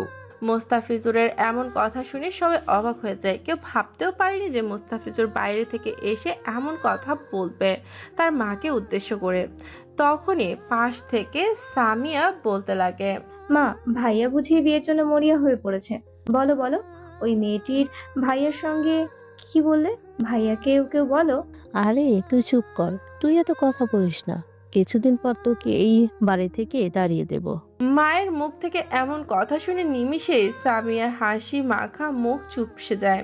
তারপর পুনরায় মোস্তাফিজুরকে উদ্দেশ্য করে তার মা বলতে লাগে: বাবা শোন, ওই মেয়েটির ভাইয়ের সঙ্গে আমার কথা হয়েছে, আর বলেছে আগামীকাল তাদের বাড়িতে যেতে তার বোনকে দেখার জন্য। আর তুই এমন পাগল হয়েছিস কেন বিয়ে করার জন্য? আগে তো রুমে গিয়ে ফ্রেশ হতে হয়। কেউ তো আর অফিসের কাজ দেখাশোনা করে না। মাঝে মাঝে তুমি শুধু গিয়ে অফিসের সব হিসাব কানুন দেখো। আর এত বড় অফিস প্লাস কলেজ দুটোই সামলাতে হয় আমাকেই। ভেবে দেখেছো মাথার উপর দিয়ে কতটা প্রেশার যায় আমার? তাই আজকে সব ফাইল নিয়ে এসেছি বাসায়, ভাইয়াকে দিয়ে করিয়ে নিব। মোস্তাফিজুর মুখ থেকে এমন কথা শুনে মোস্তাফিজুরের মা বড় বড় দৃষ্টিতে স্বাধীনের দিকে তাকায়। তখনই মোস্তাফিজুরকে উদ্দেশ্য করে বলে: কে বাবা, স্বাধীন কি তোর ফাইল বোঝে?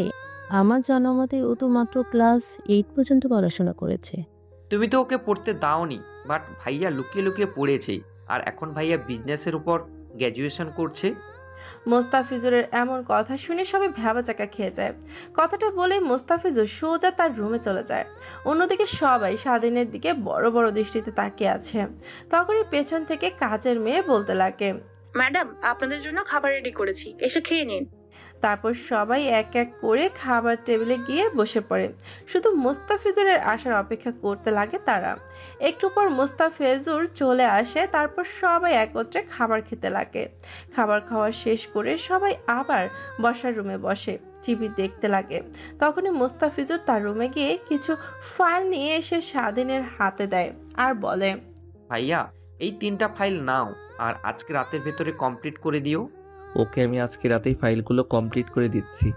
তারপর স্বাধীন ফাইলগুলো নিয়ে বসার রুমের কোনায় গিয়ে ল্যাপটপে ফাইলগুলো কমপ্লিট করতে লাগে।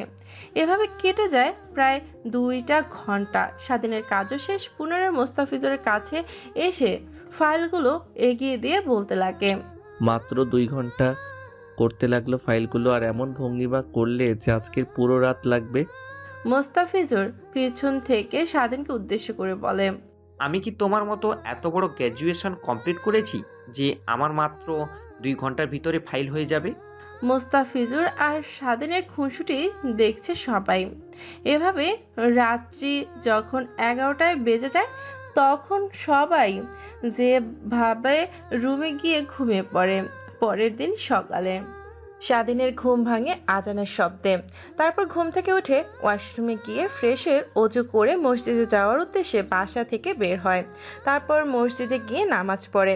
সকালের মনোমুগ্ধকর পরিবেশ উপভোগ করার জন্য রাস্তা দিয়ে হাঁটছিল। অনেকক্ষণ ধরে হাঁটাহাঁটি করে বাসার উদ্দেশ্যে রওনা হয় স্বাধীন। বাসায় গিয়ে দরজায় নক করতেই স্বাধীনের সৎ মায়ে এসে দরজা খুলে দেয়। তখনই স্বাধীনকে উদ্দেশ্য করে বলে, কিরে বাবা, কই গিয়েছিলি এত সকালে? স্বাধীন মায়ের মুখ থেকে এমন কথা শুনে অনেক খুশি হয়। তার মনে নেই কতদিন আগে তাকে এইভাবে ডেকেছিল। কথাগুলো ভাবতেই স্বাধীনের চোখ বেয়ে পানি বের হতে লাগে। তখনই স্বাধীনের সৎমা সেদিকে উদ্দেশ্য করে বলে, পাগল ছেলে, কান্না করছিস কেন? না, এমনি চোখে কি জানি পড়েছে। তারপর স্বাধীন বসার রুমে গিয়ে বসে টিভিতে খবর দেখছিল। তখনই স্বাধীনের সৎমা স্বাধীনের কাছে এসে বলতে লাগে, যা বাবা, তোর রুমে গিয়ে ফ্রেশ হয়ে নিয়ে তোর ভাইয়ের যে বাসায় বিয়ে ঠিক হয়েছে আমরা সেখানেই যাব। তারপর স্বাধীন রুমে গিয়ে ফ্রেশ হয়ে পরিপাটি হয়ে নেয়। তারপরে নিচে এসে দেখে সবাই খাবার টেবিলে তার জন্য অপেক্ষা করছে। তারপর স্বাধীন খাবার টেবিলে গিয়ে বসে খাবার খেতে লাগে। তখনই পাশ থেকে সামিয়া হাসিমাখা কণ্ঠে স্বাধীনকে উদ্দেশ্য করে বলে, ভাইয়া, আমি তো কনফিউজড। তোর বিয়ে নাকি মুস্তাফিজুর ভাইয়ের বিয়ে? আমি কিছুই বুঝতে পারছি না। কেন আমার বিয়ে হতে যাবে কেন? মোস্তাফিজুরের বিয়ে। না মানে এমন সেজে এসেছিস তার জন্যই বললাম। সামিয়ার মুখ থেকে এমন কথা শুনে সবাই হাঁ করে হাসতে লাগে। একটু পর খাওয়া দাওয়া শেষ হলে বসে কিছুক্ষণ সবাই আড্ডা দেওয়ার পর যখন 11টা বেজে যায় তখন গাড়ি নিয়ে রওনা হয় মুস্তাফিজুর যে বাড়িতে বিয়ে করবে সে বাড়ির উদ্দেশ্যে। গাড়ি চলছে তার আপন গতিতে। একটু পর গিয়ে গাড়ি ব্রেক করে মুস্তাফিজুর যে বাড়িতে বিয়ে করবে সেই বাড়ির সামনে। তারপর গাড়ি থেকে নেমে এক এক করে সবাই বাড়ির ভেতরে প্রবেশ করে। বাড়িটা দেখতে অনেক সুন্দর। বাড়ির সামনে দিয়ে সোজা রাস্তা, 2 সাইডে অনেকগুলো ফুলের গাছ লাগানো। এ যেন এক মনোমুগ্ধকর পরিবেশ। আর একটু এগোতেই সবাই অবাক হয়ে যায়, কারণ দেখতে পায় অনেকগুলো বডি বিল্ডার ব্যায়াম করছে আর তাদের সঙ্গে একটা মেয়ে মারামারি করছে। স্বাধীন সহ সবাই হাঁ হয়ে তাকিয়ে আছে মেয়েটির মারামারি দেখে। হঠাৎ মেয়েটির চেহারা দেখে স্বাধীন চিনতে পারে সেই দিনে ওই মেয়েটা। স্বাধীন সেদিকে কোনো ভ্রুক্ষেপ না জানিয়ে সোজা দরজার সামনে গিয়ে কলিং বেল বাজায়। একটু পর দরজা খুলে দেয় সেই বাসায় থাকা একটা কাজের মেয়ে। তারপর বাসার ভেতরে এক এক করে প্রবেশ করে সবাই। তারপর বসার রুমে গিয়ে বসে পড়ে।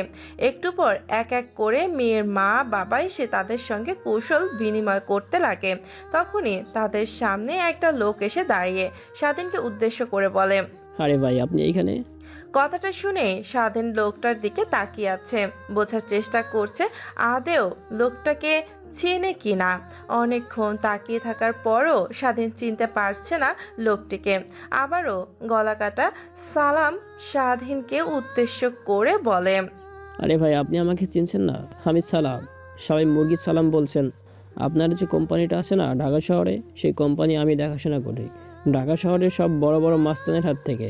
স্বাধীন এমন কথা শুনে লোকটিকে উদ্দেশ্য করে কি বলবে কিছুই বুঝে উঠতে পারছে না। তখনই স্বাধীন মুরগি সালামকে চোখ দিয়ে চুপ করতে বলে। মুরগি সালাম স্বাধীনের ইশারা বুঝতে পেরে চুপ হয়ে যায়।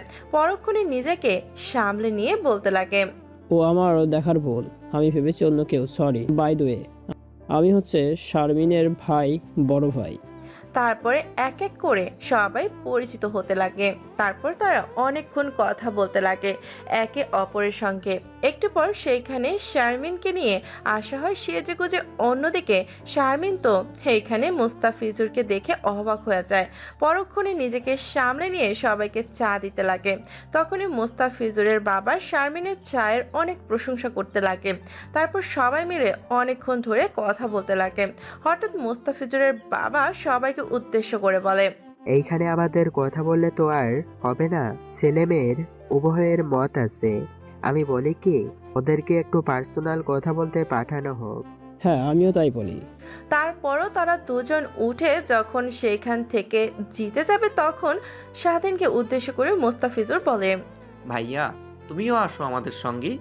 তখন স্বাধীন হাসি মাখা কণ্ঠে তাদের দুজনকে উদ্দেশ্য করে বলে, আরে আমি কাবাবের মধ্যে হাড্ডি হতে চাই না।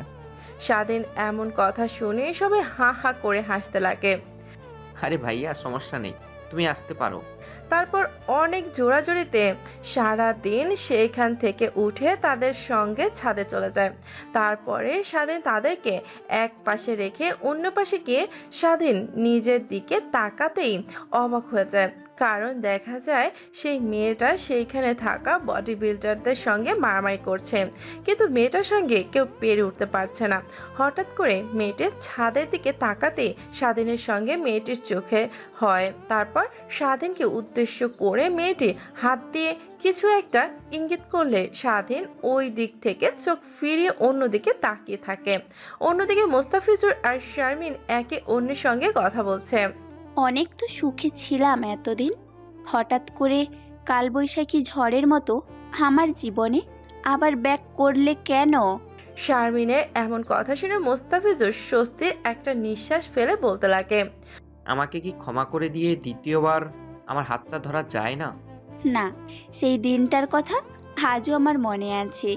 তুমি কিভাবে আমার চরিত্র নিয়ে বাজে কথা বলেছিলে, সেদিনের কথাগুলো আমি আজও ভুলতে পারিনি। মাঝে মাঝে স্বপ্নে সেগুলোর কথা ভাবতেই আমি অবাক হয়ে যাই। শারমিনের কথা শুনে মুস্তাফিজুর কি করবে তা বুঝতে না পেরে হাতটি ধরে বলতে লাগে, প্লিজ তুমি আমাকে দ্বিতীয়বারের মতো সুযোগ দাও। আমি অন্য একটা মেয়ের জন্য তোমাকে ভুল বুঝেছিলাম, প্লিজ আমাকে ক্ষমা করে দাও। ক্ষমা চেয়ে আর কি হবে বলো? যা হবার তা হয়ে গেছে। আমি বলি কি, আমাদের সম্পর্কটা এখানেই সীমাবদ্ধ থাক। ঘটক যখন তোমার ছবি দেখিয়েছিল তখন আমি অবাক হয়ে যাই। আমি চেয়েছিলাম অন্য কারোর হাত ধরে নতুন করে নিজের জীবন পরিবর্তন করে নেব, কিন্তু জানি নাই তোমার সঙ্গে দ্বিতীয়বার আবার দেখা হবে। তারপর দুজনে আরো অনেক কথা বলতে লাগে। হঠাৎ করে কেউ ছাদে প্রবেশ করে। কি রে, আবার তুই আমার দিকে আমার ড্যাব ড্যাব করে তাকিয়েছিলি কেন? অন্যদিকে মুস্তাফিজুর আর শারমিন নিজে কথা বলছে।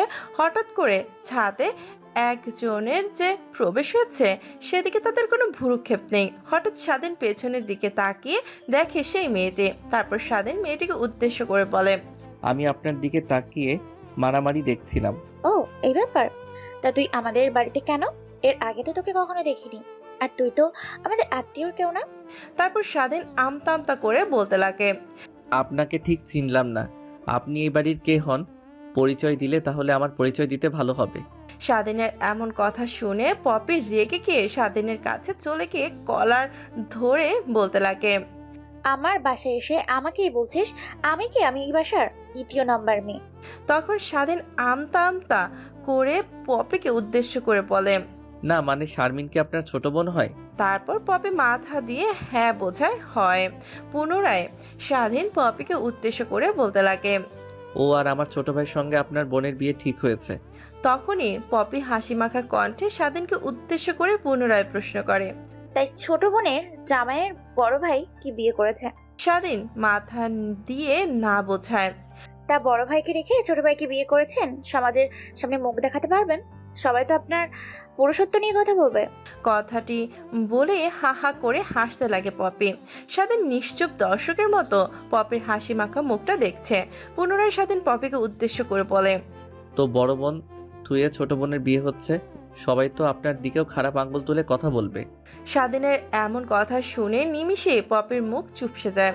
পুনরায় পপি তার মুখে হাসি ফুটিয়ে বলতে লাগে, এর আগে অনেকবার বিয়ে ঠিক হয়েছে, কিন্তু কাউকে আমার তেমন একটা পছন্দ হয়নি। আবার আমাকে দেখেও কারো পছন্দ হয়নি, কারণ দেখছেন না আমার চলাফেরা পুরোটাই ছেলেদের মতো, তাই দেখে আমাকে আর কেউ পছন্দ করেনি।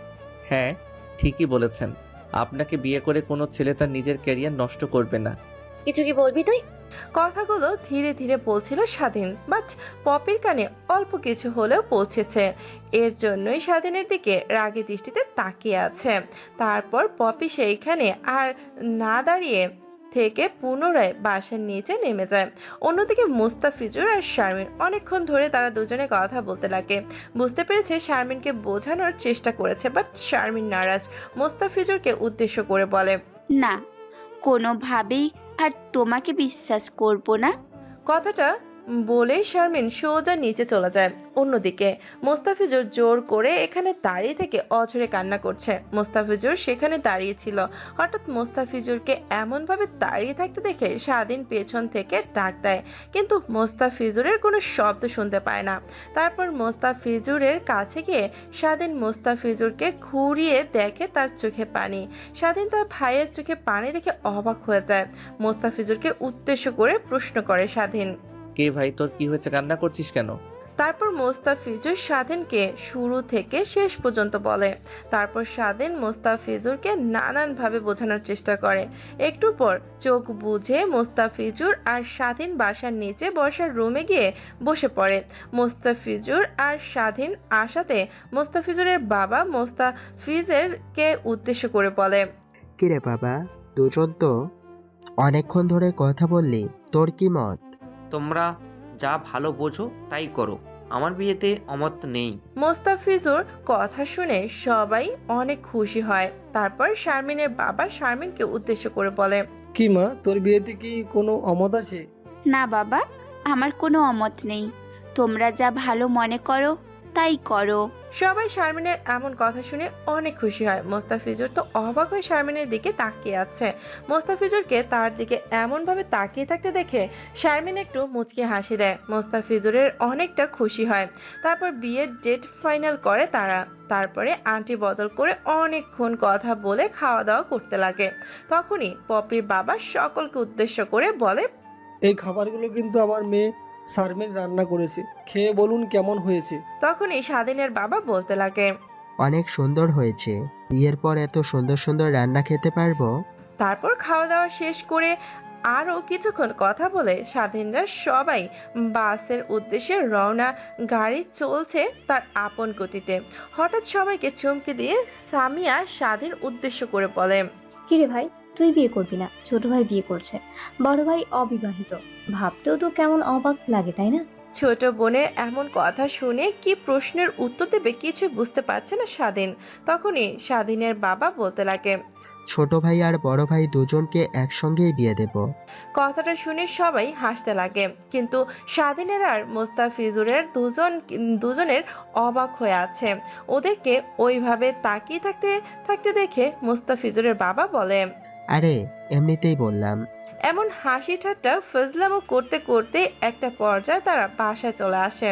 বাসায় আসতে আসতে অনেকটা রাত হয়ে যাওয়ায় যে যার রুমে গিয়ে ঘুমিয়ে পড়ে। অন্যদিকে মুহূর্তেই ভেতর চোখে কোনো ঘুম নেই। বারবার টেনশনের ছায়া কেন হঠাৎ করে আমাকে না বলে আবার পুনরায় হ্যাঁ বলল। তখনই মোস্তাফিজুরের ফোনে একটা রং নাম্বার থেকে কল আসে। মোস্তাফিজুর বারবার ফোনটা কেটে দেওয়ার পরেও মনে হয় আবার তার ফোনে ফোন আছে। এবার ফোনটা রিসিভ করে সে বলতে লাগে, কে এত রাতে ফোন করছেন? ফোন কেটে যাওয়ার পরে বিরক্ত করছেন। আরে আমি শারমিন। হঠাৎ এমন নাম শুনতে পেয়ে মোস্তাফিজুরের অনেকটা অবাক হয়ে যায়। অবাক হয়ে তুমি? তারপর দুজনে মিলে রাতভর কথা বলতে লাগে। কথা বলতে বলতে রাত পেরিয়ে যখন সকাল হয়ে যায় তখন দুজনে 4-5টার দিকে তাকিয়ে অবাক হয়ে যায়। তারপরে ফোন রেখে দুজনে ঘুমিয়ে পড়ে। অন্যদিকে স্বাধীনের ঘুম ভাঙে সকালে তার ফোনের শব্দে। তারপর ফোনের দিকে তাকিয়ে দেখেন সৌরভের ফোন। ফোনটা রিসিভ করতেই ওই পাশ থেকে সৌরভ বলতে লাগে, ভাই ইমরান খানের খোঁজখবর আর আমি কোনোভাবেই পাচ্ছি না। কারণ ওকে ফলো করা আমেরিকার যে আমার ছেলেপেলেগুলো ছিল ওদেরকে কারা যেন মেরে ফেলেছে।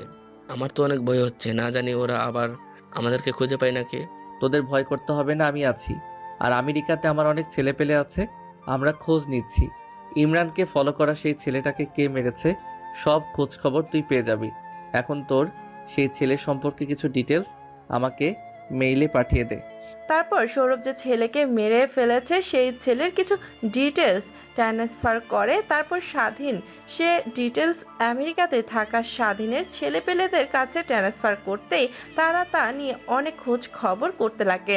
তাই একটু পর তারা জানতে পারে ওই ছেলেটা আমেরিকার এক ডনের কাছে থেকে কিছু টাকা লোন নিয়েছিল, পরিশোধ করতে না পেরে তাকে মেরে ফেলেছে আমেরিকান ডন। স্বাধীনকে ফোন করে ওই পার থেকে ছেলেটি বলতে লাগে, ভাই আপনারা যা সন্দেহ করেছেন তার কিছুই হয়নি। যে ছেলেটি মারা গেছে ওই ছেলেটির কাছ থেকে আমেরিকার ডন অনেক টাকা পেত, আর ওই ছেলেটা নির্দিষ্ট সময়ের মধ্যে পরিশোধ করতে পারেনি, তার কারণে ওকে মেরে ফেলেছে। স্বাধীন কথাটা শুনে স্বস্তির একটা নিঃশ্বাস ফেলে, কারণ তাদের প্ল্যান যদি কোনোভাবে জেনে যেত ইমরান খান তাহলে তাদের সবাইকে মেরে ফেলতে পারত ইমরান খান। তারপর পুনরায় সৌরভকে ফোন করে স্বাধীন সব কথা খুলে বলে। অন্যদিকে সৌরভ কথাগুলো শুনে স্বস্তির নিঃশ্বাস ফেলে। তারপর স্বাধীন ফোনটা সাইডে রেখে সোজা ওয়াশরুমে চলে যায়। ওয়াশরুম থেকে বের হয়ে নিজেকে একটু পরিপাটি করে। স্বাধীনও রুমে বসে থেকে পড়ছিল।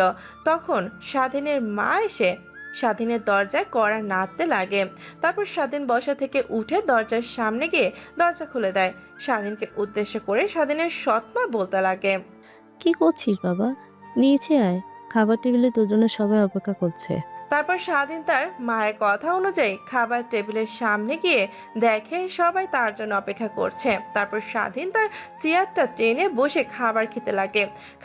খাবার খাওয়া শেষ করে স্বাধীন তার বাবা মা ছোট ভাই বোনদের সঙ্গে আরো কিছু কথা বলে স্বাধীন তার রুমে চলে যায়। তারপর পুনরায় বইটা বের করে পড়তে লাগে সে।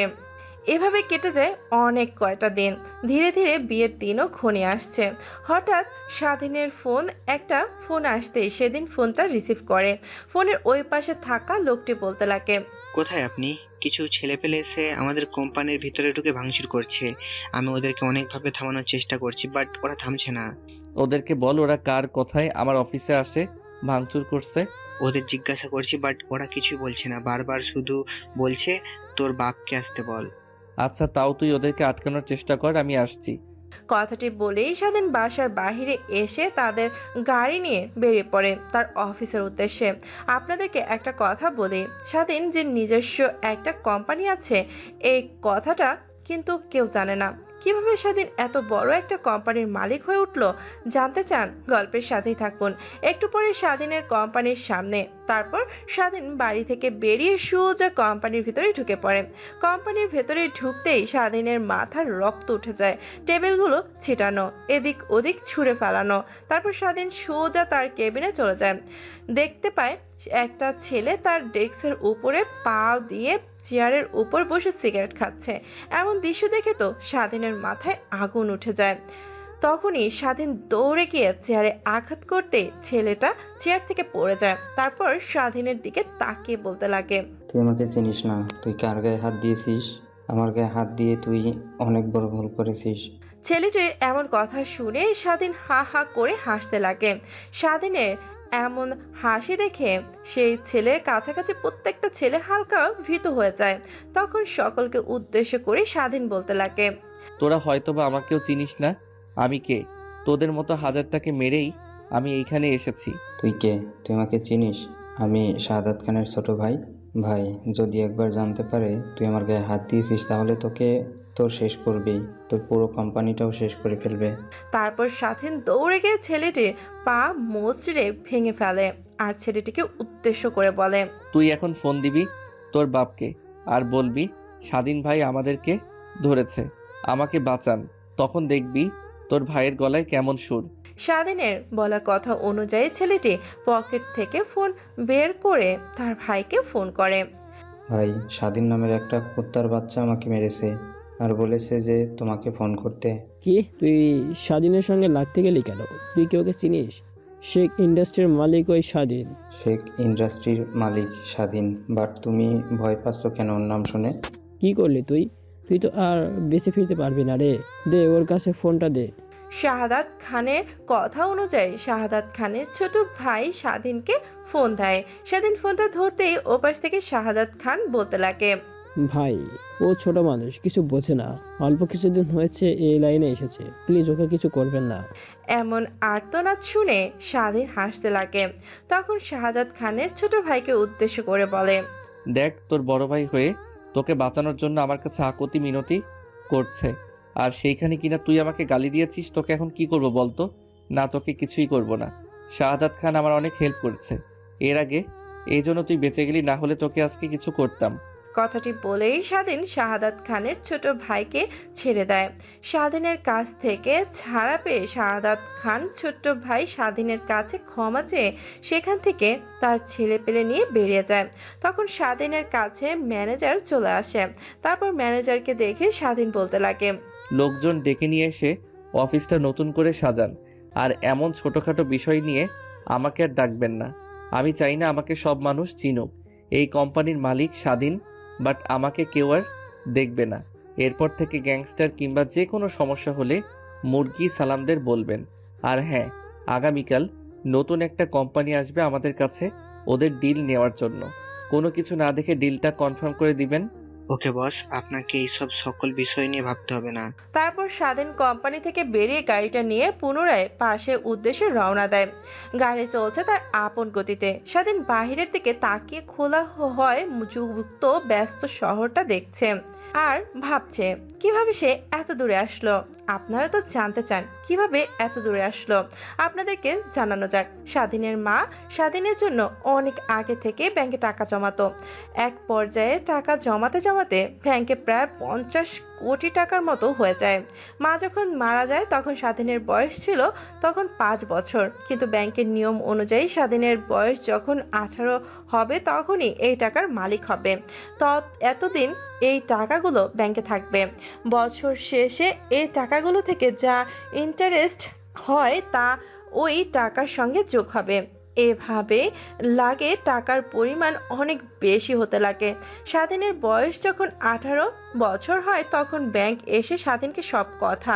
তখন ব্যাংকের প্রায় 100 কোটি টাকার উপরে জমা হয়। স্বাধীন এতগুলো টাকা কি করবে বুঝতেই ব্যাংকে রেখে দেয়। হঠাৎ একদিন বাজার করে বাসায় ফেরার সময় রাস্তা দিয়ে হেঁটে আসছিল।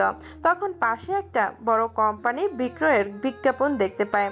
তখন স্বাধীন তা নিয়ে একটু ঘাটাঘাটি করার পর দেখতে পায় কোম্পানি 100 কোটি টাকায় বিক্রি করবে। তার কোম্পানি তখন সেই কোম্পানিটা 100 কোটি টাকায়, তাই স্বাধীন তখন সেই কোম্পানিটা 100 কোটি টাকায় কিনে নিয়ে ধীরে ধীরে সেই কোম্পানি থেকে এত বড় কোম্পানি করে তোলে।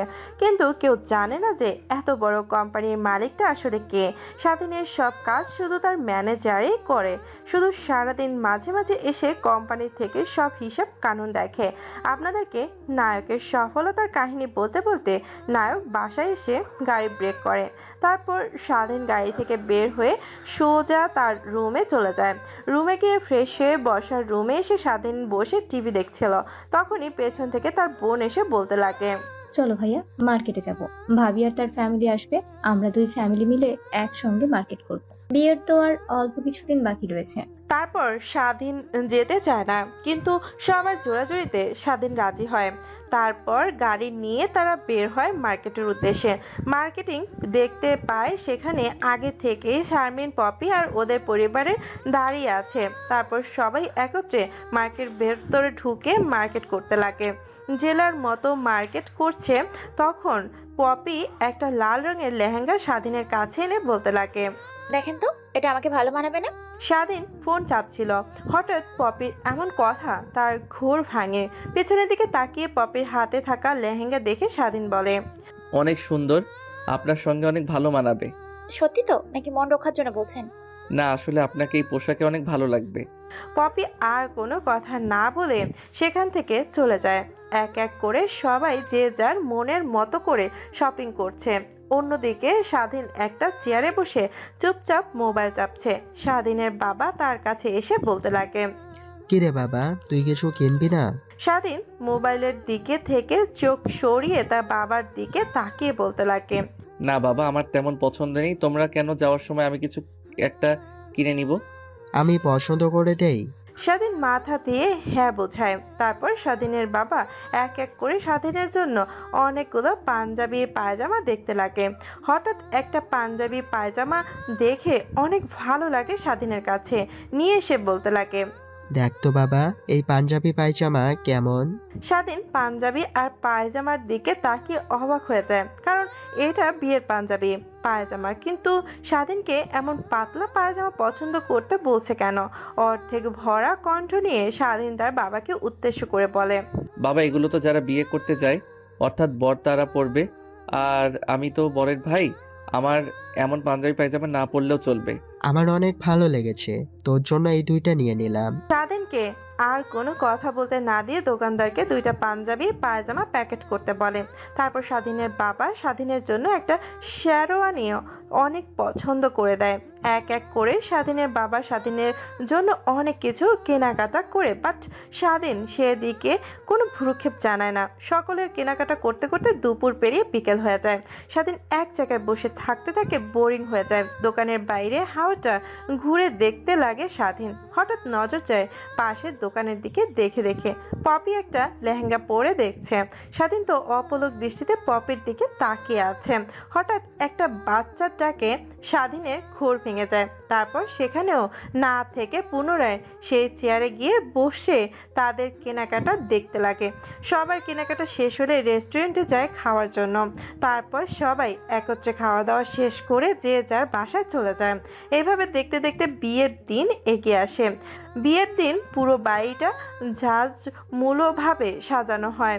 এদিকে অনেক আত্মীয় স্বজনকে বিয়েতে ইনভাইট করা হয়। এক এক করে সবাই আসতে লাগে। তারপর সবাই খোঁজ হতে লাগে বিয়েতে যাওয়ার জন্য। স্বাধীন সফলতার রুমে বসেছিল। একটু তার বাবা স্বাধীনের ওর জন্য কিনে রাখা শেরওয়ানি নিয়ে এসে স্বাধীনকে পরতে বলে। তখন স্বাধীন তার বাবাকে উদ্দেশ্য করে বলে, বাবা, এটা তো বিয়ের শেরওয়ানি, আমি পরবো কেন? তোদের দুই ভাইকে একসঙ্গে বিয়ে দেব, এটাই বলেছিলাম না?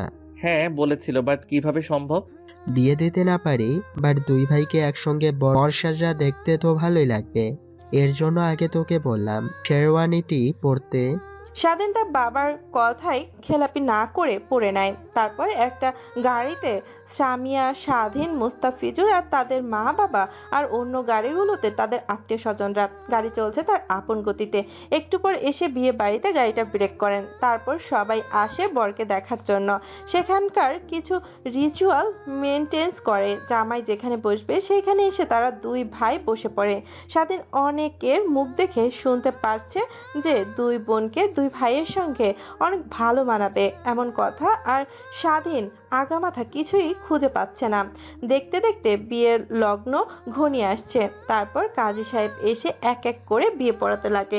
মোস্তাফিজুর আর শারমিনের বিয়ে পড়ানোর পর যখন স্বাধীনকে কবুল বলতে বলে, তখন স্বাধীন কাজীকে উদ্দেশ্য করে বলে, কেন বাবা, তুমি বিয়ে করবে? আমাকে বলা হলো একসঙ্গে দুই ভাইয়ের দুই বোনের সঙ্গে বিয়ে। মেয়েগুলো তো কবুল বলে দিয়েছে, শুধু তোমাদের অপেক্ষায় আছি। তখনই দৌড়ে স্বাধীনের বাবা স্বাধীনের কাছে এসে কানে কানে বলতে লাগে, দেখ বাবা, তুই সব বুঝিস, এখানে কোনো সিন ক্রিয়েট না করে কবুল বলে দে, তোকে পরে সব বুঝিয়ে বলবো। স্বাধীন তার বাবার বলা কথার কখনো খেলাপে যায়নি। স্বাধীন কাজী সাহেবকে কবুল বলে দেয়। বিয়ে হয়ে যায়। সবাই আনন্দ ফুর্তি করতে লাগে। স্বাধীন এদিকে তার বাবার অপেক্ষায় আছে। কেন হঠাৎ করে এমন কথা বলতে হলো, সেটাই হচ্ছে স্বাধীন কে নাকি বুদ্ধি করে আমার কেউ বিয়ে করে দিল। বারবারই এইসব কথা ভাবছে স্বাধীন। হঠাৎ স্বাধীন তার বাবাকে দেখতে লাগে। তারপর স্বাধীনের বাবা স্বাধীনের কাছে এসে বলতে লাগে, কিরে বাবা, ডাকতেছিস কেন? তুমি যে বললে সবকিছু বুঝিয়ে বলবে, এখন বলো। তারপর স্বাধীনের বাবা স্বাধীনকে উদ্দেশ্য করে বলতে লাগে, শোন বাবা, তোর বিয়ে হয়ে গেল পপির সঙ্গে। পপিকে তো নিশ্চয় চিনিস, শারমিনের বড় বোন। তুই মোস্তাফিজের শারমিন তিনজনে যখন যাস ছাদে কথা বলার জন্য, হঠাৎ মেয়ে রুমে প্রবেশ করে কোথায় যেন যায়। একটু পর আমাদের সামনে এসে বলতে লাগে সে তোকে নাকি বিয়ে করবে, তোকে তার অনেক পছন্দ, তোকে না পেলে নাকি মারা যাবে। তার জন্য জোর করে তোর সঙ্গে ওকে বিয়ে দিলাম। বাবারে, তুই কিছু মনে করিস না, মেয়েটি অনেক ভালো, ওর বিষয়ে খোঁজ নিয়ে দেখেছি, শুধু একটু ছেলেদের টাইপের মারামারি, বাট মেয়েটির মন অনেক সাদাসিধা। কি বাঘের মুখে ফেলে দিয়ে বলছো সে এখন শিয়াল? কিছু বললি তুই? না বাবা, যা করেছো ভালোই করেছো। আমাকে বললে আমি অমত করতাম না তোমার কথার উপরে। আমি জানতাম তুই অমত করবি না, তারপরেও তোকে বলিনি সারপ্রাইজ দেওয়ার জন্য। হ্যাঁ বাবা, অনেক ভালো সারপ্রাইজ পেয়েছি, আমার জীবনের সব থেকে বড়। কথাটি বলেই পপির 14 গোষ্ঠী উদ্ধার করছে স্বাধীন। এমন মৌজ মাস্তি করতে করতে রাত্রে যখন অনেকটা হয় তখন সবার রওনা হয় স্বাধীনদের বাড়ির উদ্দেশ্যে। গাড়ি চলছে তার আপন গতিতে। স্বাধীনের পাশে বসে পপি আর মুস্তাফিজুদের পাশে বসে আছে শারমিন। পপি স্বাধীনের পায়ে চিমটি কাটছে, স্বাধীন মুখ বুজে সবগুলো সহ করছে। গাড়িতে মা বাবা থাকার কারণে যদি চিল্লে ওঠে তাহলে তারা হয়তো অন্য কিছু ভেবে নেবে, তার জন্য কিছু বলছেও না পপিকে। এভাবেই অনেকক্ষণ পর গাড়ি এসে ব্রেক করে তাদের বাসার সামনে। তারপর এক এক করে গাড়ি থেকে নেমে আনন্দ করতে লাগে। অন্যদিকে শারমিন আর পপি কি তাদের বাসর ঘরে রেখে আসা হয়। স্বাধীন সেইখানে আর না দাঁড়িয়ে থেকে সোজা ছাদে গিয়ে রাতের মনোমুগ্ধকর পরিবেশ উপভোগ করতে লাগে। তখনই হঠাৎ করে তার ফোনে একটা ফোন আসে। ফোনটা বের করে দেখে সৌরভ ফোন দিয়েছে।